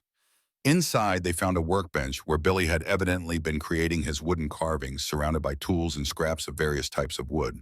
But it was what lay beyond the workbench that caught Nora's attention, a collection of items that seemed out of place in a simple storage shed. Old leather-bound books, a tarnished medical instrument, and most significantly, a small glass vial containing what appeared to be soil or sediment. These belonged to James Sullivan, Dr. Elijah said, softly examining the items. His field journal, his specimen collection tools. But how did they end up here? Look at this, Nathaniel called from the corner of the shed. He had discovered a small hiding place beneath a loose floorboard containing more items, letters, dried plants, and several more vials of what appeared to be water and soil samples. As they carefully extracted and examined the hidden cache, a story began to emerge, one that connected the Harper family to James Sullivan in ways none of them had anticipated. These letters, Dr. Elijah said, his voice thick with emotion as he read through the faded correspondence. They're from James to Sarah Harper, Billy's mother. They were colleagues, friends. The letters revealed that Sarah Harper had assisted James Sullivan in his research on the contaminated mine water and its effects. She had helped collect samples, document cases, and develop treatment methods during the outbreak 15 years ago. And when James was silenced by the Crawford family and their allies, Sarah had secretly preserved his research, hiding it away for future generations. She knew, Nora realized. She understood the danger, and she kept the evidence safe even when others tried to bury the truth. Among the samples were vials from the mine pond, collected at different times over the years, including one dated just months before Sarah's death the previous year. She had continued James Sullivan's work in secret, monitoring the contamination levels and documenting changes in the bacterial composition. The vials, Nora said urgently, some of them are broken, cracked. She pointed to a small box where several glass containers had indeed shattered, their contents dried or leaked out. If Billy was handling these, if he was exposed to the concentrated bacteria in these old samples, it would explain his sudden illness, Dr. Elijah concluded, a direct exposure bypassing the usual transmission route. This new understanding offered both reassurance and concern. Reassurance that they hadn't missed a new outbreak source, concern for Billy's condition, given his direct exposure to potentially concentrated bacterial samples. They returned to the farmhouse with their discoveries, explaining to Wallace Harper the likely source of his son's infection. The rancher listened in stunned silence as they revealed his late wife's connection to James Sullivan and her role in preserving evidence of the contamination. She never said a word, he murmured, shaking his head in disbelief. All those years. She was protecting you, Dr. Elijah suggested gently. And Billy. The Crawfords and their allies had already demonstrated what they would do to anyone who threatened their interests. Harper's expression hardened with resolve. Well, they can't silence her now, or her research. I want everything she preserved to be used to prevent this from ever happening again. With this new information, Nora adjusted her approach to Billy's treatment. Knowing he had been exposed to concentrated bacteria from the old samples, she increased the potency of the anti-infective components while carefully monitoring for adverse reactions. For 2 days, Billy's condition remained critical, his small body struggling against the aggressive infection. Nora barely left his bedside, adjusting treatments, monitoring vital signs, and offering what comfort she could to both the silent child and his anxious father. On the morning of the third day, as dawn broke over the Harper farm, Billy's fever finally broke. His breathing eased, and when he opened his eyes, they were clear and aware for the first time since he had fallen ill. "Dr. Nora," he whispered, his voice weak but distinct. "Did I dream it, the shed, Mama's secret things?" "No, Billy," she replied gently. "You didn't dream it. Your mother was a very brave, very smart woman. She helped Dr. Sullivan try to stop people from getting sick." The boy nodded as if this confirmation aligned with something he had always somehow known. "She used to take me there," he said softly, "to the shed. Said someday I'd understand why the boxes were important." It was the most he had spoken since regaining his voice, each word a precious victory over the silence that had claimed him after his mother's death. As Wallace Harper entered the room and saw his son awake and talking, his face transformed with a joy that made Nora's own eyes fill with tears. This, she thought, was what healing truly meant, not just the absence of disease, but the restoration of what had been broken, the return of voice to the silent, of hope to the despairing. In the days that followed, as Billy continued to recover and the town absorbed the new revelations about Sarah Harper's secret work, Nora found herself increasingly torn between competing paths. The telegram from Boston remained unanswered, its summons both an opportunity and a dilemma. The town's offer of a permanent clinic position represented a different future, one rooted in Willow Creek, in the community that had embraced her at her lowest moment. And then there was Nathaniel, whose quiet presence and unwavering support had become so essential to her sense of purpose and belonging. One evening, as they walked together along the creek that gave the town its name, Nora finally voiced the question that had been weighing on her mind. "If I went back to Boston," she said carefully, "would you consider coming with me?" Nathaniel paused, considering the question with characteristic thoughtfulness. "I could," he said finally. "There's nothing holding me here that couldn't be released. The store could be sold or managed by others." He turned to face her fully, his expression open and honest. "But I think the real question, Nora, is where you truly want to be. Not where duty or opportunity calls you, but where your heart feels most at home." It was the question she had been avoiding, forcing herself to focus on practical considerations rather than the deeper emotional currents that had been shifting within her. Boston represented professional vindication, a chance to reclaim what had been wrongfully taken. But Willow Creek had given her something she hadn't even realized she was seeking, not just redemption, but belonging, connection, purpose that transcended professional achievement. "I spent so long running from who I was," she said softly, "from what happened in Boston. I thought if I could just escape far enough, become someone else entirely, the pain would fade." Nathaniel listened silently, giving her the space to work through her thoughts. "But it was here in Willow Creek, a place I chose precisely because it was nothing like Boston, that I finally stopped running. Here that I reclaimed not just my profession, but my sense of purpose, my belief in my own judgment and abilities." She looked up at him, seeing in his eyes a reflection of her own journey from loss to renewal. "And it was here that I found you, someone who saw me at my worst and still believed in my best."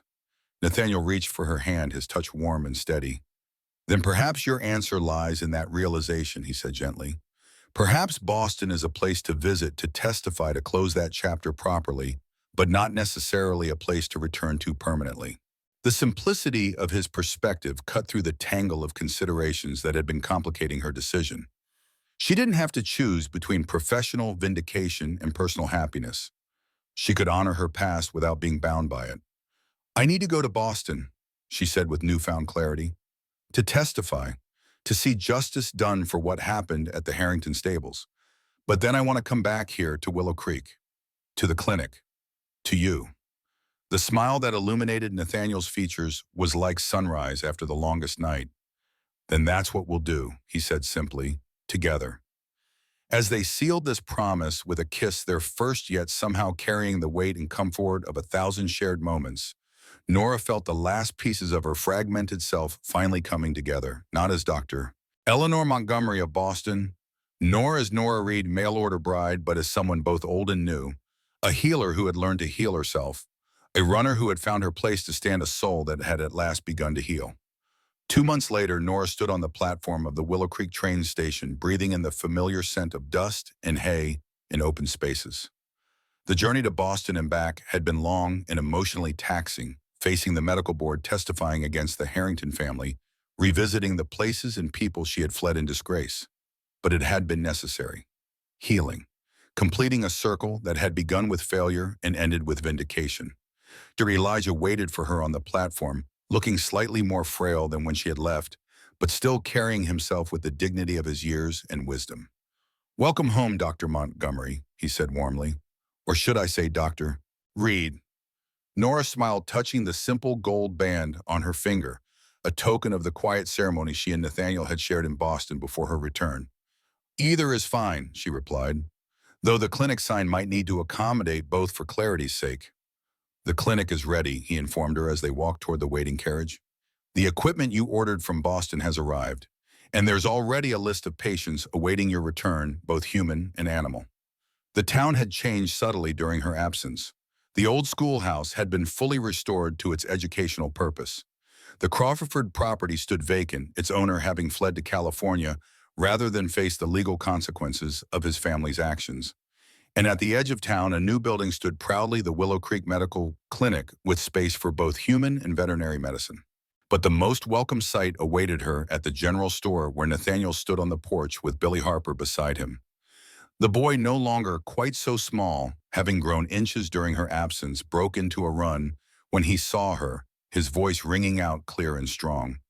"Dr. Nora, you're back." She embraced him warmly, marveling at the transformation from the silent, traumatized child she had first met to this vibrant, chattering boy. "I certainly am," she assured him, "for good of this time."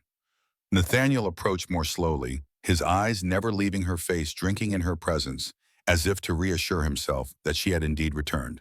When he finally reached her, words seemed inadequate. Instead, he simply gathered her into his arms, holding her with a tenderness that spoke volumes about the depth of his feeling. "Welcome home," he murmured against her hair. "To our home." And as Nora returned his embrace, surrounded by the people in place that had helped her reclaim her purpose and identity, she knew with absolute certainty that she had made the right choice. Boston had offered vindication, but Willow Creek had given her something far more precious, a chance to heal, not just bodies, but souls, including her own. The past would always be part of her story, the failures and successes, the losses and discoveries. But it no longer defined her or limited her future.